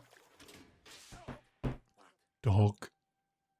Yeah, I kind of thought when I was watching that Slave to the Grind documentary, I kind of thought they were going to talk even about Converge a little bit. I don't think they're seen as hardcore, but they kind of feel like a hardcore band, like a bridge of a gap bridging, right, of the scenes. They're seen as hardcore now. Their early stuff was probably what people think of as metalcore, probably. Okay, it just seemed like a gap bridging. Like, I mean, it seemed like a natural evolution of just what the scene became. But all I know is I'm watching that documentary, and I saw more than a few Converge T-shirts being worn by the people being interviewed, like as part of that scene. So, which tells me a lot of those old hardcore guys, like they have cred, like Converge has cred with that scene. Mm-hmm. So they're over 20 years old. That's fucked up, and they haven't gotten any softer. Well, Trivium is too, and they haven't gotten any more headline-y. Mm-hmm. Like we've already established that. Hey, you know what though? I mean, people can shit on it all they want. People can call them fucking jock music, but Pantera, man, they were the only band. Can you think of another band like that was commercially successful and they had a #1 album at the time, and they just decided to go heavier and even less commercial with each release? Yeah, they did. Were glam rock at the beginning. They were, but they were indie labels. Like some people don't even consider those records official, but then you have the elitists that consider those 4 records in the 80s the official releases. But if you count it when they first signed Major and Phil Anselmo and the whole deal, they started with Cowboys from Hell. That was, a little thrashy, kind of the time a little bit, and they flirted with what was going to come like on one song, right? And then kind of flirted with what the next album was going to be, and they really kind of came into their own with Vulgar Display of Power. Like this is their real sound. This is what they've been working up and evolving to. And then, but even that is kind of almost like anthemic and stuff like that. And they even played a couple songs on radio. And then the next album was like number 1, and that was really aggressive. And their answer to that was to do Great Southern Trendkill, which was even the first song on that record, it opens with just like blast beats and the gnarly screaming and stuff that wasn't seen on a mainstream label at the time. And they got Seth Putnam on a couple of tracks screaming. It's just everything about it's like, hey, we're gonna go more obscure and more fucking weird. And they dropped down to like fucking A and B, and it was just extra sludgy. And every album just kind of got heavier. But then if they of course petered off. They were only around for a decade. They were done. I was never a fan of the scooped mids. I like fucking high mids. Yeah. Well, Hymens. when I think of scooped mids, I think of I think of bands like Slayer, like the thrash sound a lot. I'm not a big fan of scooped mids. Or actually, I think of some death metal. A lot of death metal is real big on those scooped mids, and I hate the guitar tone in a lot of death metal. Right? Not all of it, but if you listen to like Obituary. And stuff like that. Like, I want to like some of it, but to me, it kills the sonics. The scoop mids just sound like shit. They just do. I don't know, but yeah, I'm not a big fan of it either. The Dimebag Darrell, was he the originator of it? Dimebag sounds good though. I think I don't know. He sounds really good. I'm convinced nobody was using a fucking noise gate before Dimebag Darrell. I don't know what it is. But his shit, like their rhythm section was super, super tight. And I think before Pantera, heavier metal was glorified in how sloppy it was, right? Raw and just kind of messy. And like Slayer wasn't tight. That's kind of what made it all cool. And death metal wasn't either. But Pantera started this thing where you had Phil Anselmo join the band, and he joined the Darrell brothers. And they were like two different ingredients that mixed and complemented each other, because Phil Anselmo, he was into the raw, gross stuff. He was into the hardcore scene. He's, Black Flag, Ag Front, and he was also into Celtic Frost and all that shit. And then the Darrell brothers, they were into Kiss and Van Halen. Dimebag Darrell was really into the precision, really good technical guitar playing of Eddie Van Halen. And like I said, you mix that with Phil Anselmo's love for slop and hardcore and punk and all that shit, and then you kind of get an aggressive style of music that's super tight and proficient. I don't know. Have some more sloppy Joes. Stop it, Lee. You're scaring us. Yeah, but anyway. How's come we haven't done that movie? We haven't? Fucking Adam Sandler exploitation. It has to happen. Yeah, starting with Uncut Gems. Hey, you know what? Riverman's never seen Uncut Gems. Maybe, I know we've both seen it, but maybe that's be a good cinema enema. Because it's still a talking point, and River's never seen it. I think that'd be cool. Mm-hmm. But yeah, maybe I'll ask Riverman about that. But yeah, I want to do The Abyss after. I think it's an interesting movie to talk about. So this movie's already over. It goes by in a fucking flash, I'll tell you what. And he never fucking laid a fucking ultimatum on the chick. Like, hey, I'll give you fucking, $500,000. You just fucking let me see your tits. I'm your boss. Now show me your tits. You ever see that movie, Showgirls? That's all I remember from Showgirls. She's like auditioning. And then like the guy, the sleazy owner or whatever, he's like, tells everybody, okay, show me your tits. He's got them all lined up like fucking chickens. And they're like all looking at each other like, is he serious? I'm your boss. Now show me your tits. I'm like, man, this guy's cool. Oh. Hey, I think it's fuck, dude. I think it's been a while since we read comments. I don't even know where to start, man. I kind of want to go through some comments though. We got a slew. But the movie's wrapping up. Like I said, it's been really weird for Zach and I. We've been doing cinema enema and the way we've been recording. I don't know. I think I got to read some comments from The Fly. I think that's how far behind I am. But I'm going to read a few from everything. Mutineer says on The Fly, I'm currently reading a lot of those classic old satanic panic books that drove everyone insane back in the day. The best part is how little the authors actually know about their subject. They don't even get the names of the musicians right half the time, how D&D is actually played, the basics of Saturday morning cartoons, or anything at all, really. Zach, have I read that before? I think so, because I remember I brought up some inconsistency in a book I read, the Lords of Chaos one. Okay. I see. I get confused. I'm pretty good now about marking these when I read them now and liking them, but then so I don't know if I've just read these in passing to Zach or if Zach is thinking about he read it it gets really confusing, man. But did I read Mutineer's comment about Mr. Frost is a pretty groovy old Jeff Goldblum movie? Maybe. yeah, see, I'm just going to fucking address them again, man. Yeah, man, those people that were capitalizing on satanic panic, they were the same people that were accusing Judas Priest records of causing suicides, right? It said do it. They just wanted somebody to blame, man, right? They wanted somebody to pick up the slack and blame and be a scapegoat for their bad parenting. You know, remember those old ads? Do you know where your parents are? It was talking to those fucking kids at the time, man. And I mean, like, what were they arguing, by the way? Like, oh yeah, you shouldn't be allowed to. Like, if we have freedom of speech, we should be able to make a song and say, "Kill yourself. It's fucking fun." But they're saying, no, you shouldn't. How can you say that? Like, I don't get it. Well, these people are so dense. You know, this is the elder population, and they, you know, books existed, right? Everything, art existed, even when they were in their day. Like, they should know what subtext is, right? Mm-hmm. And context and all that stuff. Like, it's like that. I think maybe we did talk about it because I was talking about that Ozzy Osbourne documentary because he was going down for it, right? For the I Don't Know, or the Suicide Solution was a song. I mean, and it has that one senator, I don't remember who it was, where he says, get the gun, shoot. And he's like even doing his fingers into the camera on the news. And then it just cuts to Ozzy Osbourne scratching his head like, I'm fucking speechless. I'm fucking speechless. He's like, I never said get the fucking gun. And he doesn't. I mean, the opening lines of that song, by the way, wine is fine, but whiskey's quicker. Suicide is slow with liquor. Do you interpret that as, hey, go kill yourself, or is that kind of an anti-glorification? It doesn't sound like it's glorifying it to me. Yeah. He's not saying suicide's cool. I think he's saying the concept. Some kid in the 90s killed himself to that Blink-182 song, Adam's song. Yeah, Adam's song. And that was an anti-suicide song. Yeah, it's so stupid. And I think Judas Priest, I want to say it was Beyond the Realms of Death. That's the song they got in trouble for. And they got in trouble in the 80s when they were kind of riding high commercially. Beyond the Realms of Death was a late 70s record. That was before they really broke it in America mainstream. But that's a great fucking song, by the way. But yeah, that's kind of a depressing song. But still, who cares? Are you not allowed to be melancholy one day and fucking write a tune when you're sad? Are you not allowed to? Depressing songs are some of the best. It's weird, man. I think if anything, they're supposed to be cathartic. They're not supposed to... I don't know. It's dumb. But no, I agree. The Fly as well. Let me see.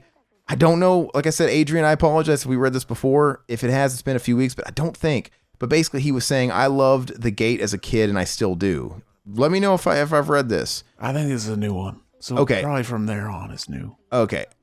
Okay, I love The Gate, and I still do, because I was talking about how I watched it for the first time, and I didn't think it was great. I think it had a lot going for it, but it was just missing the mark for me. He said, Zach, I was like, I love this thumbnail of The Fly. He says, genius. Aaron, that Ozzy doc is from VH1's Behind the Music. The Ozzy documentary and the Milli Vanilli episodes are two of my favorites from Behind the Music. And I commented on them a thread there, but no, actually, it's from the Don't Blame Me documentary that aired in like 91, 92 around the No More Tours album and the No More Tears record being recorded. And VH1's Behind the Music used to take clips of other documentaries that were already out. Yeah, plus like whenever actors or musicians, they give interviews, a lot of times they get asked the same questions by different people, so they have the same story. They're right. They copped footage from that documentary and they put it in their, because the only thing that's fucking new in those Behind the Music is when they're interviewing when they're behind that same backdrop and it's new just for that, but it's not all. There's all tons of throwback footage they do. The Behind the Music, that was an entertaining show. Like, even if I didn't like the band, I always could watch those. It was weird because they would always do these bands that you're surprised, like Casey and the Sunshine Band, like if people that had like one hit or something like that. Yeah, and you'd always watch Leaf Garrett. Oh, okay, let's watch. Remember the what was the other one? The fucking You Think You Know, but you have no idea. This is a Diary, a Limp Bizkit. Yeah, that was funny. Was that where the new stuff was on, or that was different? I don't know. That was Fanatic. That was Fanatic, yeah. Fanatic lasted one season. Yeah, Metallica was the first episode of Fanatic. I remember that. But there was a lot of those shows back then. VH1 Behind the Music, I think, started a little trend back in the day of all these like reality style doc series shows. I enjoyed them. I kind of liked all of them. I remember being a preteen and a teenager where music was my life. I was absorbing all that shit, and so I was like every other fucking kid in the 7th and 8th grade, more like, where I went through a corn phase. Everybody was going through a corn phase, and They were all over MTV. So whenever there was like a TV show and they were the subject or making the video, remember that? Making the video? I was fucking all about it, man. I fucking loved it. I couldn't get enough of it because this was pre me having the internet. And I'm sure the internet wasn't even very good back then. I've been re-listening to like Iron Maiden's discography, and I gotta say, No Prayer for the Dying, I don't hate it as much as I remember hating it. Maybe I should go back and listen to it. I always felt that was the worst, and I never really could get into Somewhere in Time wasn't never quite up there with the rest of their quote unquote. Same with me, yeah. It's like I know it's part of their classic era, but it's not up there with Power Slave and Peace of Mind and Seven. Even I like Seventh Son of a Seventh Son better. I really like that record, but that one actually, my Power Slave pound for pound is probably the best. But I could easily go with Peace of Mind, Power Slave, or Seventh Son. To me, that's like a trifecta.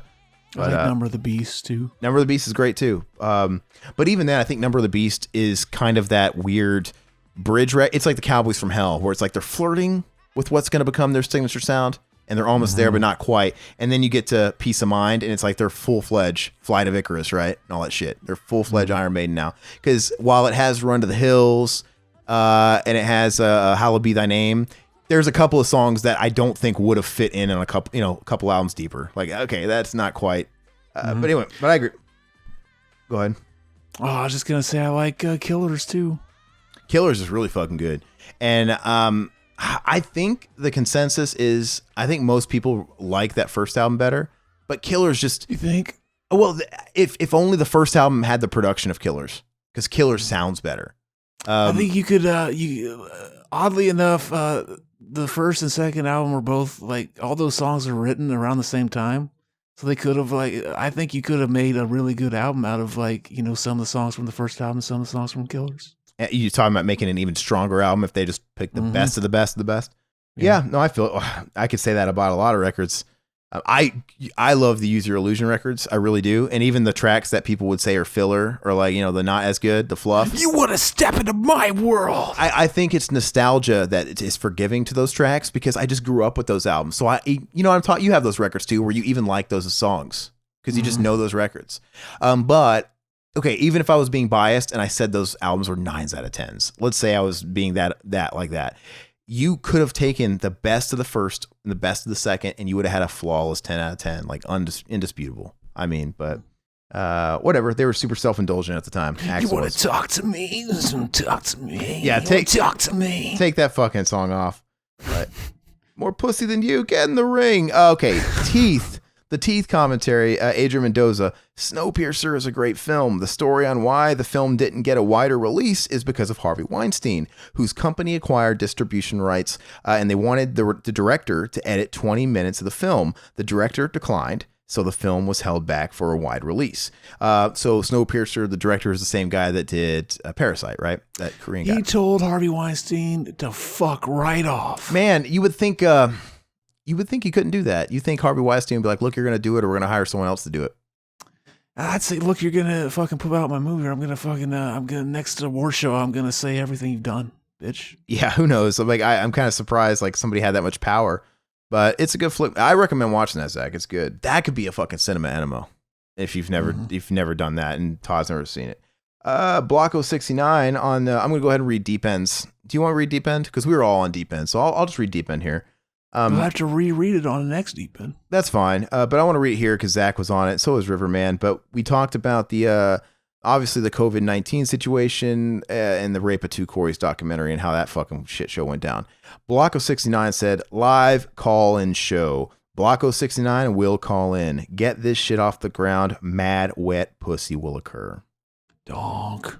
I would do it, man. So basically, we kind of want to do that. We could implement that with some of the live stuff we want to do and the stuff we want to do with the Patreon stuff, which, by the way, I'm going to say, did we pick the worst time in the world to launch the Patreon, like a week before the pandemic?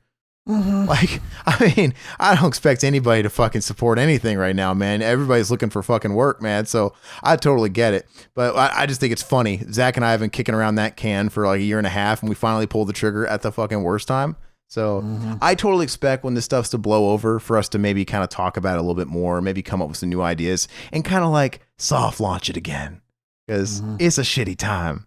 But anyway, I'm all about it, man. If we can get some people that are interested if you guys would like that, maybe like a live commentary where maybe the live commentary where everybody's in the Discord, but you guys all have access to the Skype number and you guys can call in. That might be a better way of corralling it, you know? Mm-hmm. I think. But I think that's cool. So if you guys are down with something like that and you would do that, let us know, you know? Or fuck, dude, maybe we need to just like rethink the Patreon stuff because of COVID-19 and all that stuff and just do a fucking blitz. Like, hey man, just give us $1 and you can have out all of it. And this is strictly just for COVID-19. As soon as that fucking restriction is lifted, you know, we'll kind of go back to normal. We need to think about some stuff, but, Deep End as well. David Capper, he left us a really big comment that's really fucking cool. I think this might be the Cap's best story ever. Did you read it? Okay, this is a good story. So commenting on the Deep End, he says, Capper's Corey escapade.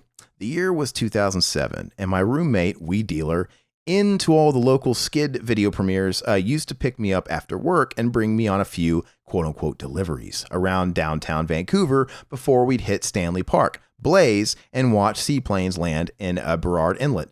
So there were high chilling and about to hit up falafel when Buddy O's... Okay, sorry. So we're high chilling and about to hit up falafel when Buddy O's flip phone starts chirping. Because we be high, and he was the worst dealer ever, he says, he let the prospective customer go straight through to voicemail. So weed, seaplanes, rollerblading hotties, distraction sets in, and the voicemail is forgotten. Several hours and 2 falafel later, he's all, shit, I gotta take care of that biznatch. And he says in parentheses, our code word for business because we were geniuses. As he listened to the message, his face dropped and whitened. My first thought was, bad falafel? But no, he played it back on speaker and it went, quote, yo, this message is for Kang, his nickname again. He says, genius. He's like, and this is Corey Haim. I got your number off Manny from the skate place. I'm looking for some greenery, so call me back. This number. I'm staying at the Wedgwood, but maybe call me first and I'll meet you around back. So yeah, it's Corey Haim. Cool, thanks.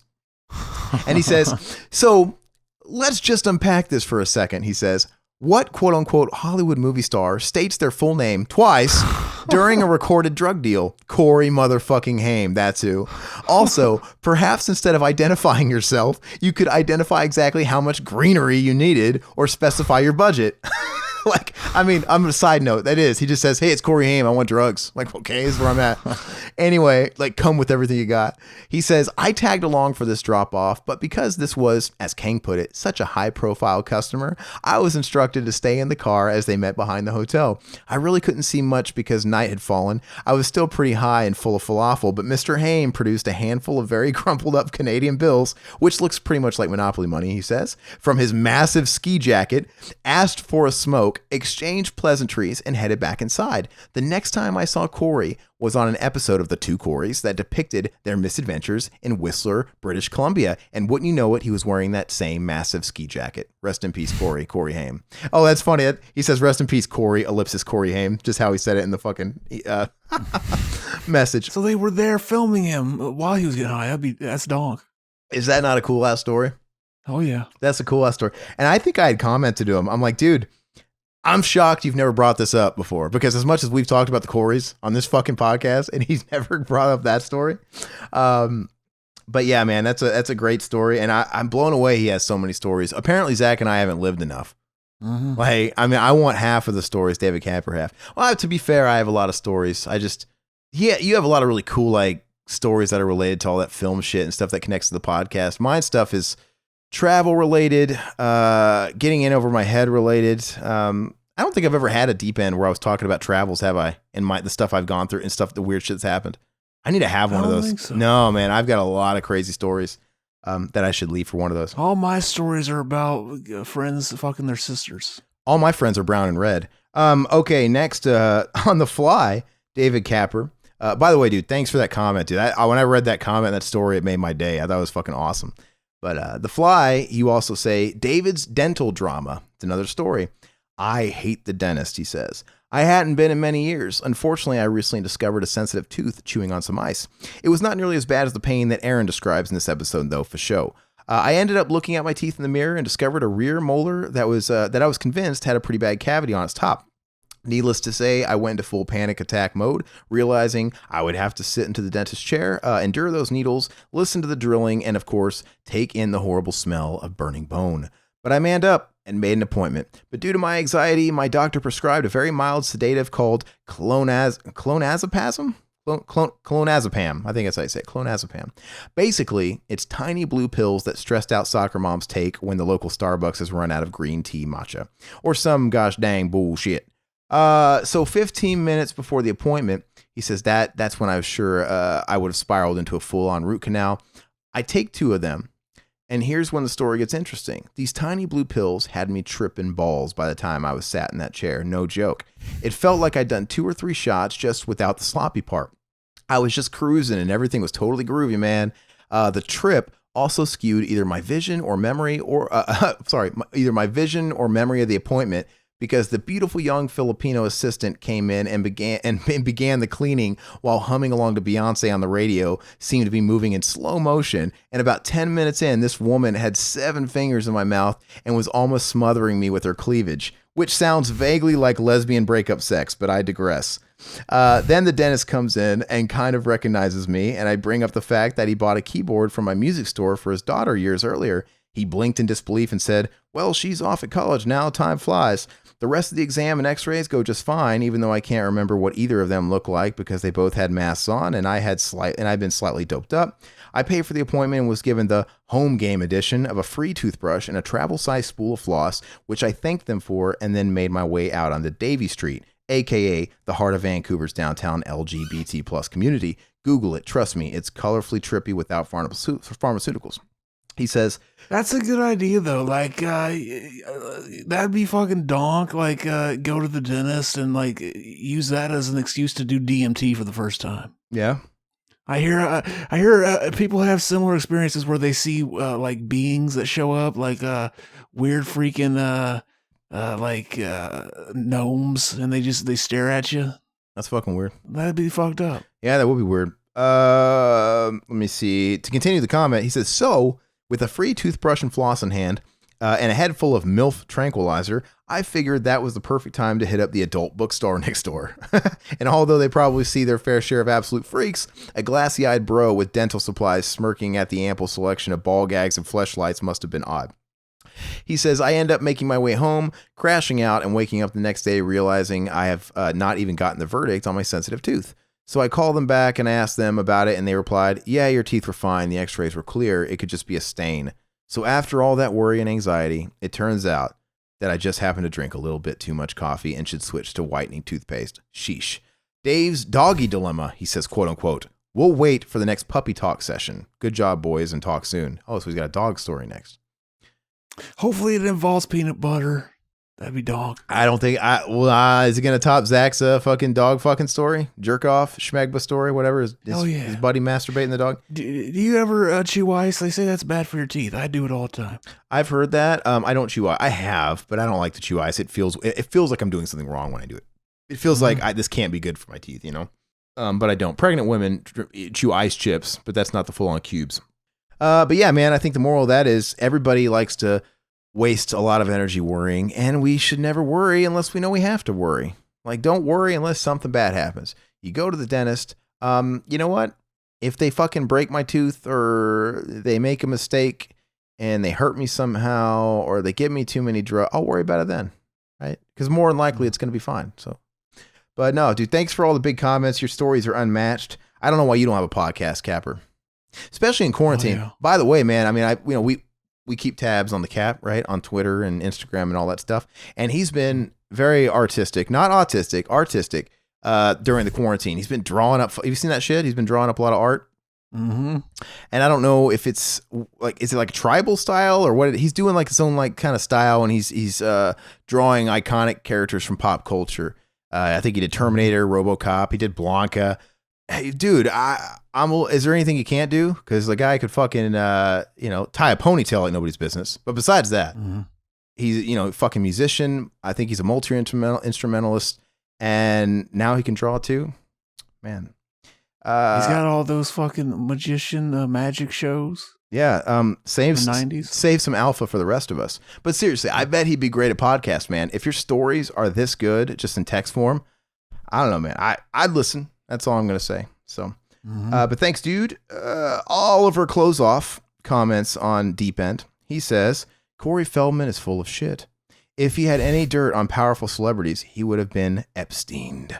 And then he says, "Stay safe from the Kung Flu, everyone." I mean, They tried to Epstein him though. They fucking stabbed him. they poked him. They poked him with like a fucking wire hanger or something. And then they sent him. They hurt him so bad he had to rush himself to his basement and make it look like a shitty hospital room. It looked terrible. It was absolutely shitty. But anyway, yeah, dude, thanks for listening. I think it's a joke. I mean, I'm not saying there ain't bad people in Hollywood or bad people didn't contribute to the downward spiral of his friend. But the fact of the matter is, dude, I don't know if Corey Feldman is either the sleaziest man ever or if he's the most genius guy ever, because he's monetizing the rape, not of himself, of his dead best friend, who, in fairness, can't come back to ask for some of that money. I mean, genius or fucking sleazeball. I don't know. And like I said, it's not going to hurt him. Like literally had nothing to do. He had nothing to lose by coming out with a sleazy documentary like this. What? He's going to lose all his work in Hollywood? No, he only proves to get a little bit of exposure and make some money, a quick buck, right? And the work that he was getting before that fucking documentary, he'll still get. Charles Band will still pay him $10,000 to be in a shitty movie. Like, he's not like below his standards. So yeah, I don't really know, but he's kind of he's been going live on Instagram a lot, and whenever I see him on there, I always text you guys the link, you and Mac, like, jump in here. You know, because there's only. Go ahead. Yeah, it's like I'm never even in the mood. I'm like, he's too easy. Well, and there's always like 100 to 200 people in there, so it's not an overwhelming room, you know. And so he's answering questions. I'm like, dude, you could realistically get. And I sent the picture yesterday, and I called him Bono because he's wearing those fly glasses in the fucking Instagram video. Like, he's so cringe, man. And I noticed his fucking Mangel, she's doing half the talking for him, like talking on behalf of him. Like, who? She's like a total fucking Yoko going on here, man. Maybe she broke up the two Coreys. No, I don't think. I think he was dead before that. But she kind of is weird, dude. He has to have her everywhere, and she has to chime in during the interviews and stuff like that. Like, no one wants to hear you, bitch.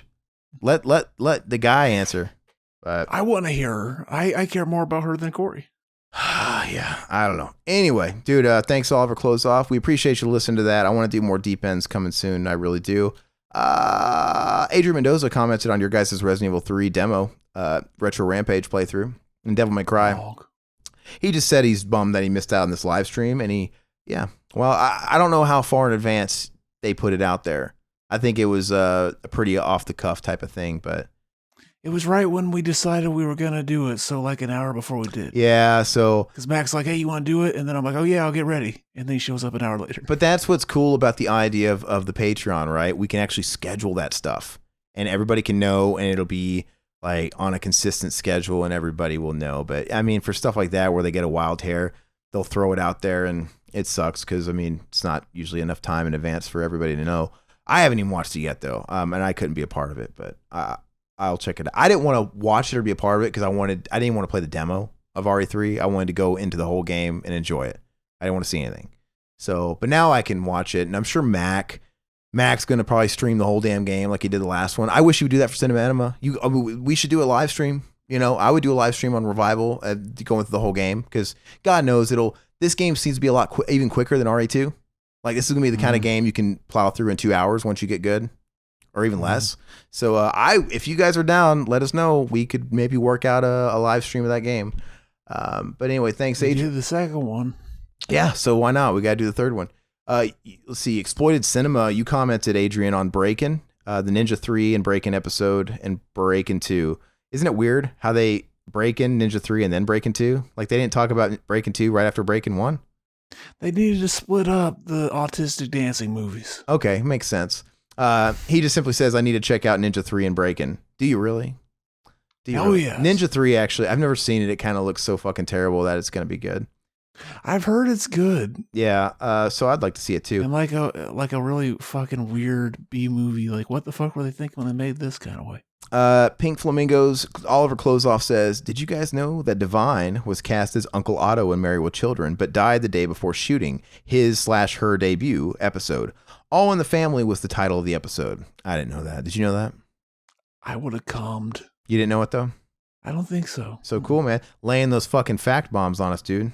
Thanks. Yeah, I didn't know that, man. But I think the only tidbit I know is the whole Freddy's dead thing with Divine. So he must have died around the same time, right? Let's see. William Lowry, the Thing commentary that we did with Riverman. William Lowry says, I've played the Thing video game and it's decent. It tries some interesting ideas with the infection stuff from the film, as there's a trust system for your squad mates, and you can give them blood tests to see if they're potentially a thing. But it's ultimately scripted because no matter what you do, your buddies will always turn into thing creatures. Plus, there's a couple of levels late in the game where it's difficult to figure out what you're supposed to do next. Ultimately, it's not a bad game, just one that's a bit clunky and dated. Speaking of zombies, he says, I'm surprised y'all haven't done the original Night of the Living Dead yet. It's public domain, meaning y'all could do the commentary while showing the movie and not get in trouble for it.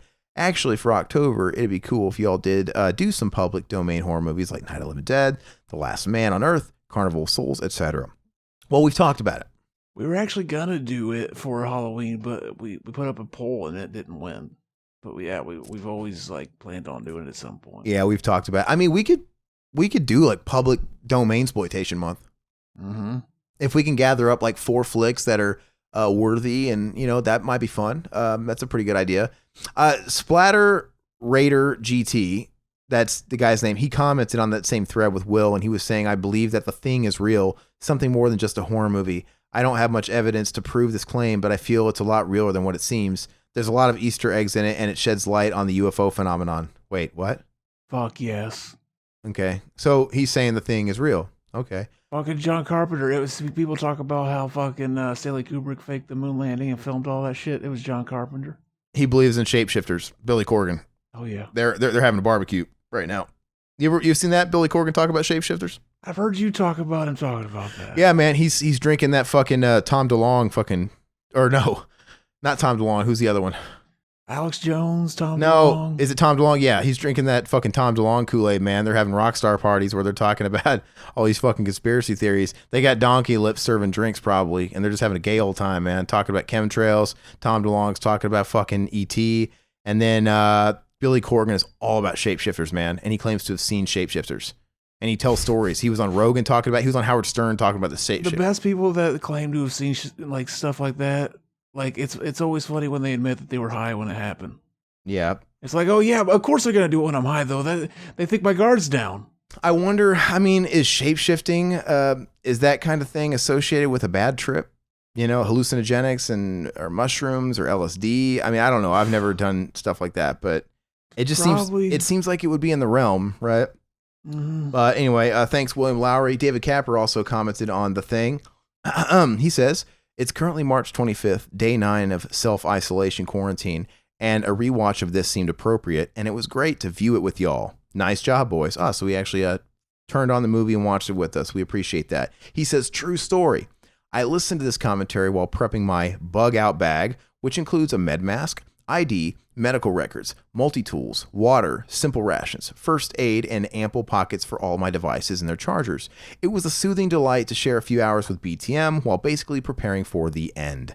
I'm now ready for when the idiot hipster neighbors downstairs set the whole building alight whilst trying to barbecue their cat in a few days because they've run out of fucking quinoa, sending me out into the now rabid Canadian populace.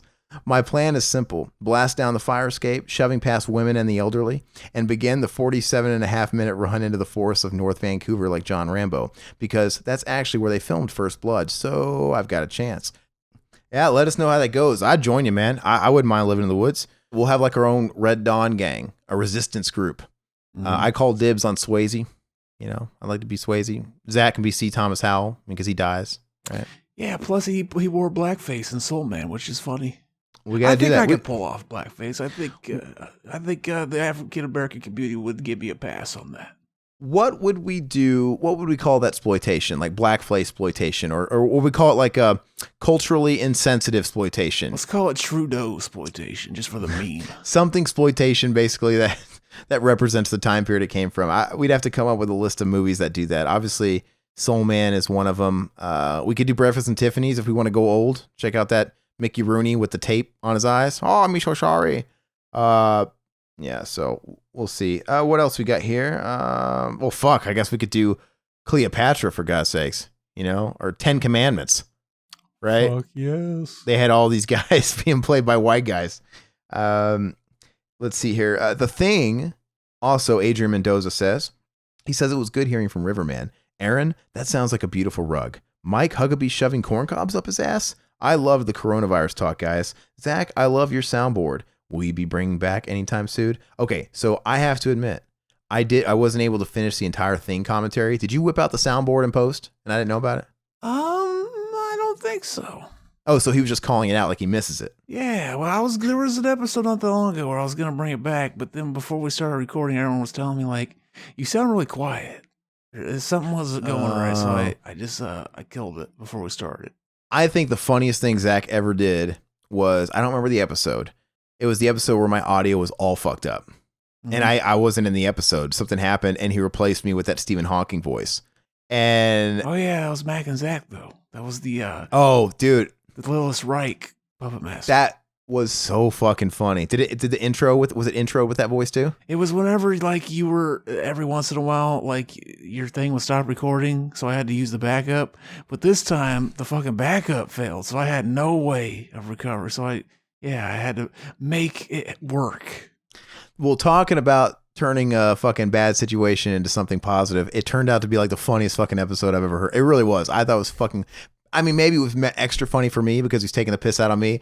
And when I knew it was the part where I chimed in, it wasn't what I said. Yeah, so I basically just from memory, I would throw in what he really said, but then add like compliments to me. Like, Zach, you're so good looking and your dick is huge, I bet. It was really fucking funny, though. It's one of the best. But thanks. Yeah, check it out if you didn't listen to that episode of Mac and Zach. Liar, liar commentary. Neset Tanik says, Fakuk. I have a feeling that means. What did you put? Yif? Yeah, he wrote something, so I wrote some other gibberish because you got to speak English. We speak English here. Okay, Fakuk. Yeah, Yif is a real thing. That's what they call it whenever bronies fuck each other. Or no, it's the furries whenever they get in their costumes and fuck each other. They're yiffing. All right, good to know. Ken Park, some guy called the Kiss 104. He says, "Para habladara de paja." Oh yeah. Somebody want to translate that? It's probably something negative, like "you fucks." I thought I was gonna see the movie though. Yeah, probably. I fucking know. Somebody commented on our. Oh, sorry, it's Ishmael Premu. Ishmael, you comment every week, man. We love the hell out of you. He commented on our Mortal Kombat retrospective that Riverman and I did. Fucking years ago. We did this thing like 7 years ago. But yeah, he's just saying MK4 is one of his favorites. You're kind of in the minority there. I have a soft spot for it. The game's a bit broken, but I think it's just memories. I bought that game with my first paycheck I got with a paper route. The first money 3D Mortal Kombat game too. Yeah. Were the titties really huge in that game? They were blocky. But you know what? So the combat's broken because everybody basically plays the same. It's all imbalanced. Like everybody's just the same. You don't have like one character slower and stronger, one character weaker and faster. Everybody's like identical. They punch the same, they uppercut the same, they move the same. It's just different skins basically, and they all have different projectiles.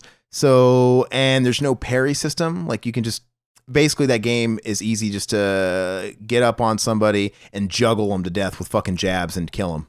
And you can't really get out of it. So, but I kind of have to give it a little bit of a slide because up until that day, I mean, 3D was still, with fighting games, was still pretty new. And they did it the best so far. Maybe Tekken was better as far as like the technical fighters, but Tekken's not for everybody. It's not the most user-friendly of games, and it takes a little bit more out of the player, like taxing. You have to put a more investment. Tekken's too technical. But it looked the best out of all those fighting games of the day. It looks better in Tekken 3, you know.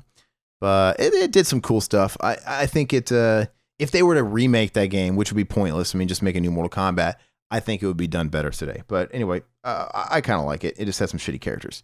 All right. Thank you, Ishmael.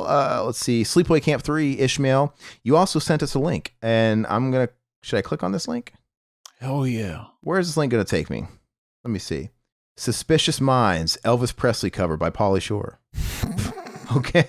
Have you heard that? I remember Max sent me that. Oh, God. Okay, I'll have to listen to it after the show. Resident Evil 3 and Devil May Cry Again, HD collection. Adrian said, Sue Johansson is great. I enjoyed her sex show. Here's a video. And he links us. And I think Zach shared the same video with us. Hell yeah. So I was checking it out, man. Yeah. That's the lady, yeah, that we were talking about on the episode. Yeah, it's fucking crazy. I didn't see the episode, so I just randomly saw this video. I'm like, what the fuck is this? But no, man, thanks for sharing. It's right up Zach's alley. Who is this? Would you fuck that chick though? She knows all this shit about sex. I'm going in. I want to know, dude. Like, there's this guy. I don't know what he's doing. There's this dude that's like spamming like videos, and he's just writing generic comments. I don't know if it's a bot or if it's just one of these guys that's trying to like comment on a bunch of videos to get likes and get sub for sub and all that shit. But yeah, I don't like it. I don't like it at all. Especially you calling me bro. Keep it up, bros.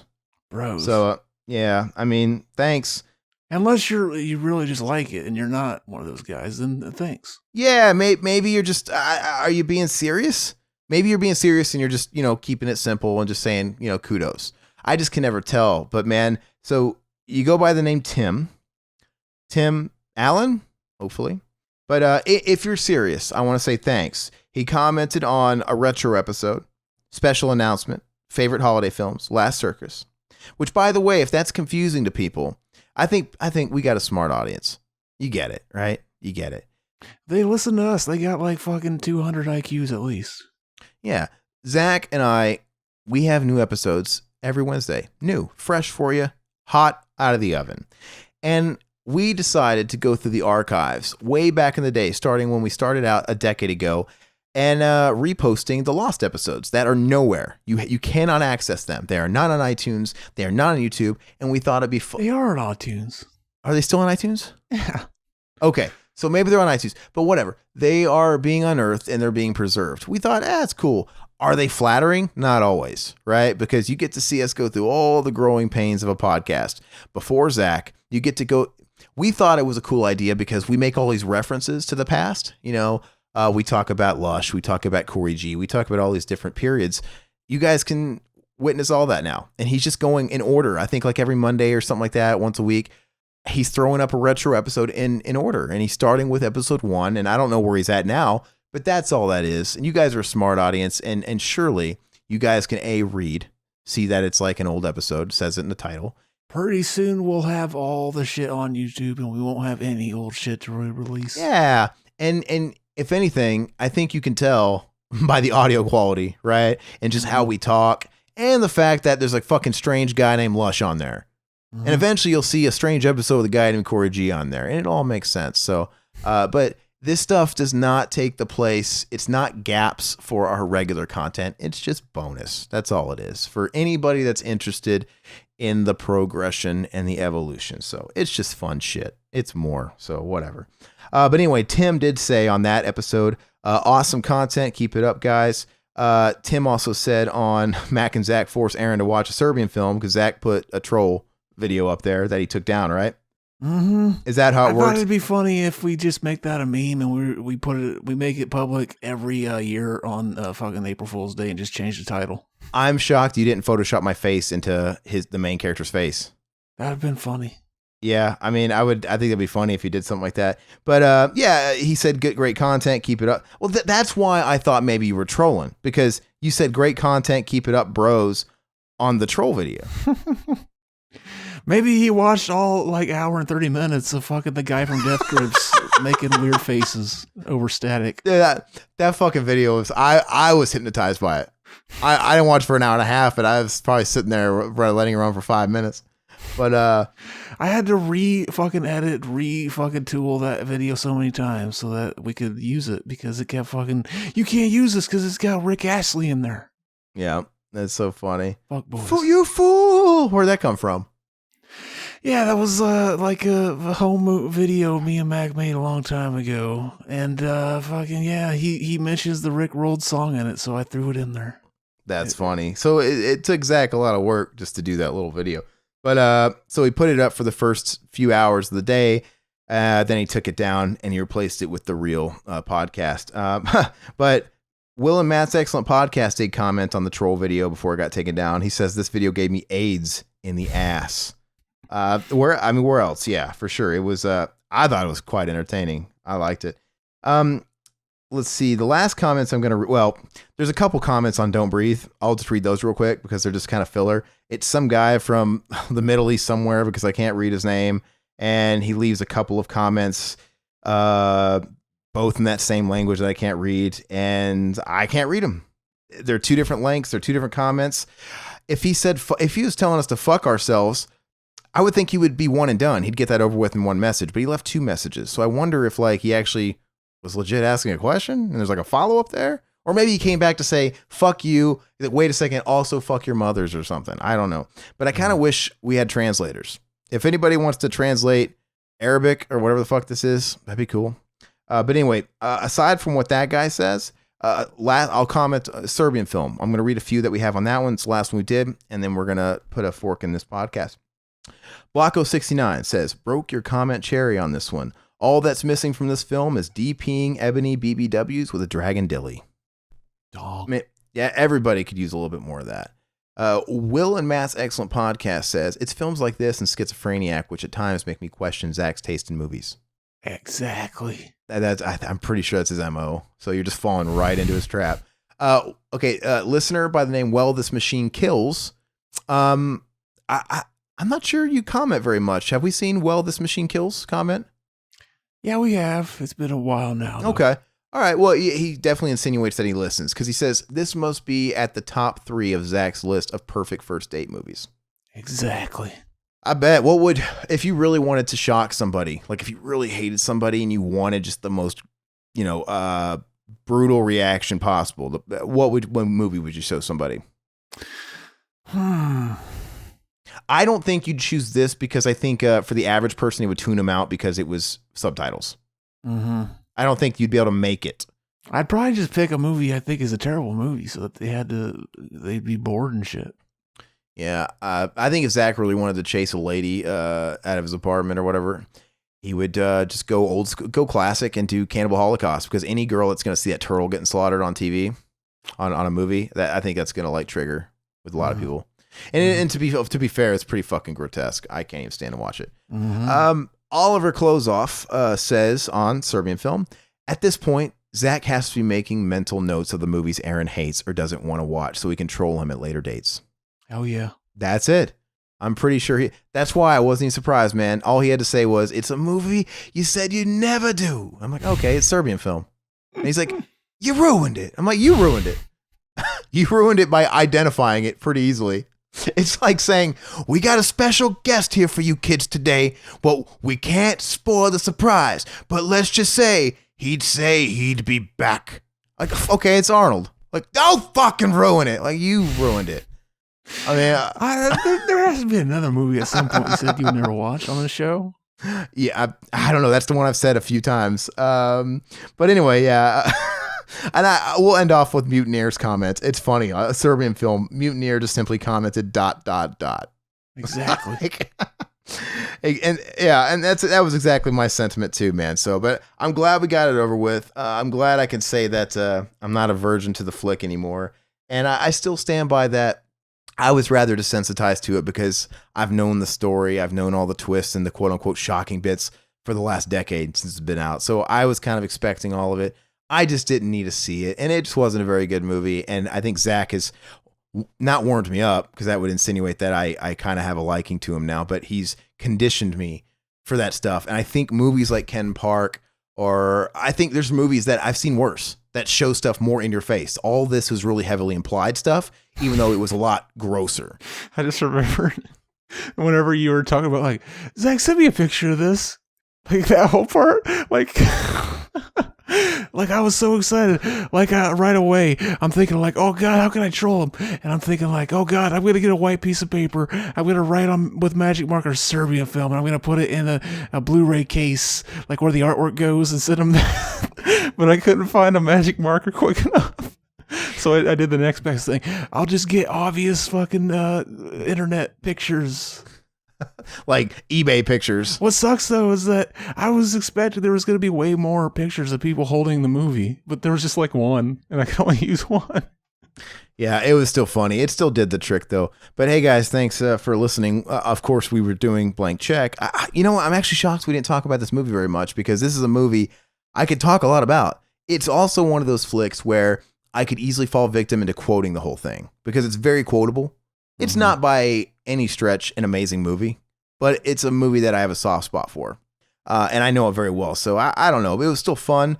I know we recorded last week and we recorded fucking Cinema Enemas and we recorded Deep Ends, but if for some reason feels like I haven't recorded with Zach in a year, I think it's because the last few times we recorded, we had guests. Yeah, and like there's, we don't, it's way different times now. Like a week is seeming like longer for some reason. And you can't tell the days apart. I mean, like, I used to look forward to the weekends. Why? They're basically the same now. I just have to work a little bit and have something to do. But yeah, that's probably it. It's a mix of that and the fact that the last 3 episodes, we had Riverman on a couple of them. We had Mac on another one. So maybe that's it. It's just the dynamic of just Zach and I talking about whatever. Because when we have Mac or Riverman, the conversation goes into a different place because we have that third person. But anyway, thanks for that. Thanks for following up with us every weekend and staying with us. Thanks for all the comments, man. I mean, this podcast has gone long. We're at 2 hours and fucking 16 minutes, and it's because I just read half hour worth of comments, but I wouldn't have it any other way. I thank you guys for continuously putting that stuff in there.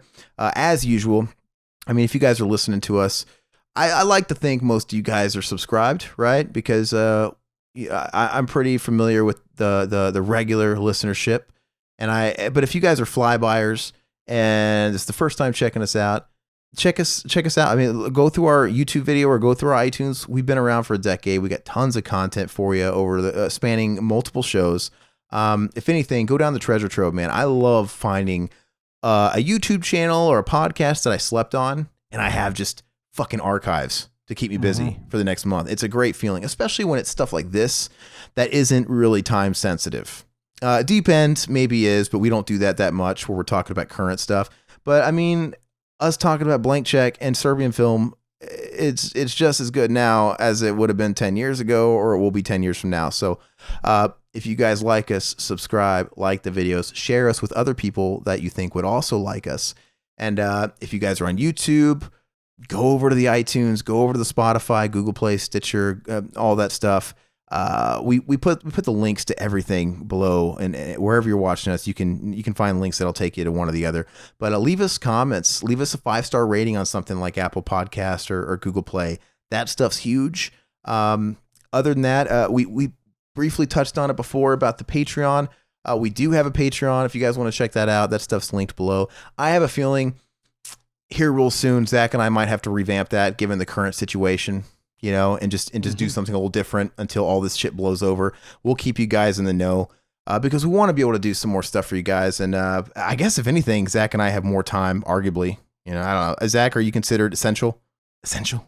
Mm-hmm. You are? Okay. Well, and my job, I'm still working. If anything, I'm working more now because of the situation. So that's a blessing. I'm not complaining about that at all. But anyway, thank you guys a million. We'll catch you guys next week. Let us know what you guys want us to do. If you guys want us to just explore random films, if you guys want us to tackle a new exploitation or something, we're all ears because we're kind of just, as of today, like you noticed today, we're just kind of chipping out the get rid of the box exploitation, empty that shit, spring cleaning. But anyway, let us know. And let us know what you guys are doing, man. I want to know in the video, in the comments and stuff, what you guys been doing with your downtime, given the current situation. Like, what has everyone been doing? You just been watching lots of movies? Have you been playing with yourselves? Hopefully you're not fucking your dogs and doing peanut butter tricks, but what have you guys been doing? Yeah, I wonder what Adrian's doing because he worked at the airline. Oh yeah, man. I think you said you worked at Dallas Fort Worth. I think you worked at the airport, not the airline. It's different, but still, I imagine it's like a ghost town. So I know flights are halting, but are the airports themselves open for any reason at all? If there's no flights coming in and out? I wouldn't imagine, but they're still selling flights because it's really cheap now. Yeah, because it's not banned. Yeah, and domestic travel is not banned. It's just advised against. Mm-hmm. So yeah, man, let us know, man. Are you considered essential? I guess it depends on what he does, right? But yeah, that's very interesting. Let us know what you've been doing. Video games. I think a lot of people are picking up old habits. I think people that haven't gamed in a long time are fucking falling into games for the first time in years. Hopefully people are being extra creative. Zach, you know what I started doing? Okay, so I don't feel so bad because everybody is basically getting dragged down the same. Everybody's whole year, 2020, is going to be fucked up and stuff is falling through. Remember I was talking about the movie that me and Randall were doing? Mm-hmm. Okay, our shit fell through the floor, man. So anybody, well, it's just on hold now because you could imagine anybody that was dealing with financing and was getting a movie financed or was in the process of getting financed when all this shit hit the fan, everybody was pulling that money away saying, no, not right now, right? Mm-hmm. That's exactly what happened to us. But it doesn't feel bad. It doesn't feel like the normal setback because, you know, everybody's in it together. It's like, I don't know what it is about that, but it's like, I think we all have a tendency to be competitive with what everybody else is doing.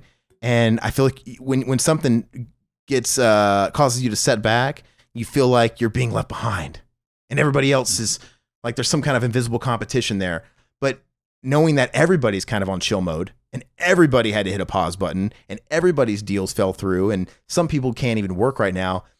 I don't know. It changes the vibe. You know what I mean? It's just like, you just kind of roll with it. So I'm being productive. I tightened up that script and did a couple of other things, but I'm like, well, I mean, I don't even think people are going to be financing movies as soon as this is done. We'll see where the economy is. It might be in a real shit show.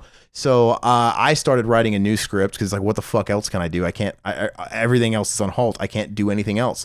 So I'm trying to write something on a super shoestring budget that we can do on his land because he's got a lot of land and a lot of resources, but something that we can do ourselves and say, fuck it. Even if like the world's not ready to finance shit when we're trying to get out of this. So I'm in creative mode. I'm writing a lot. So that's cool. Just like David Capper's doing all the drawing, you know, making the best of the time and stuff. And music too, man. I've been like recording music and stuff. Like I haven't done all this stuff in so long. I neglect all that shit. So it's pretty cool, man. Anyway, I'm blabbering. Let us know what you guys have been doing though. It's kind of an interesting topic. We'll check you guys out next week. Adios. Stay safe. Stay healthy. Wipe front to back, side to side. Bye-bye, puppets. End of the week at the Revival House. Next month's theme, you gotta figure it out. Italian zombies or Pauly Shore, a slasher with a knife and the girl next door, and 1 second in, get it all queued up and ready, hit play in 3, 2, 1. Bye bye puppets, Zach Pete and a solo cut band. Couldn't miss Cameron's love and Josh's Scott Field and Riverman's babe. Bye bye puppets. Sounds good, like this country used to.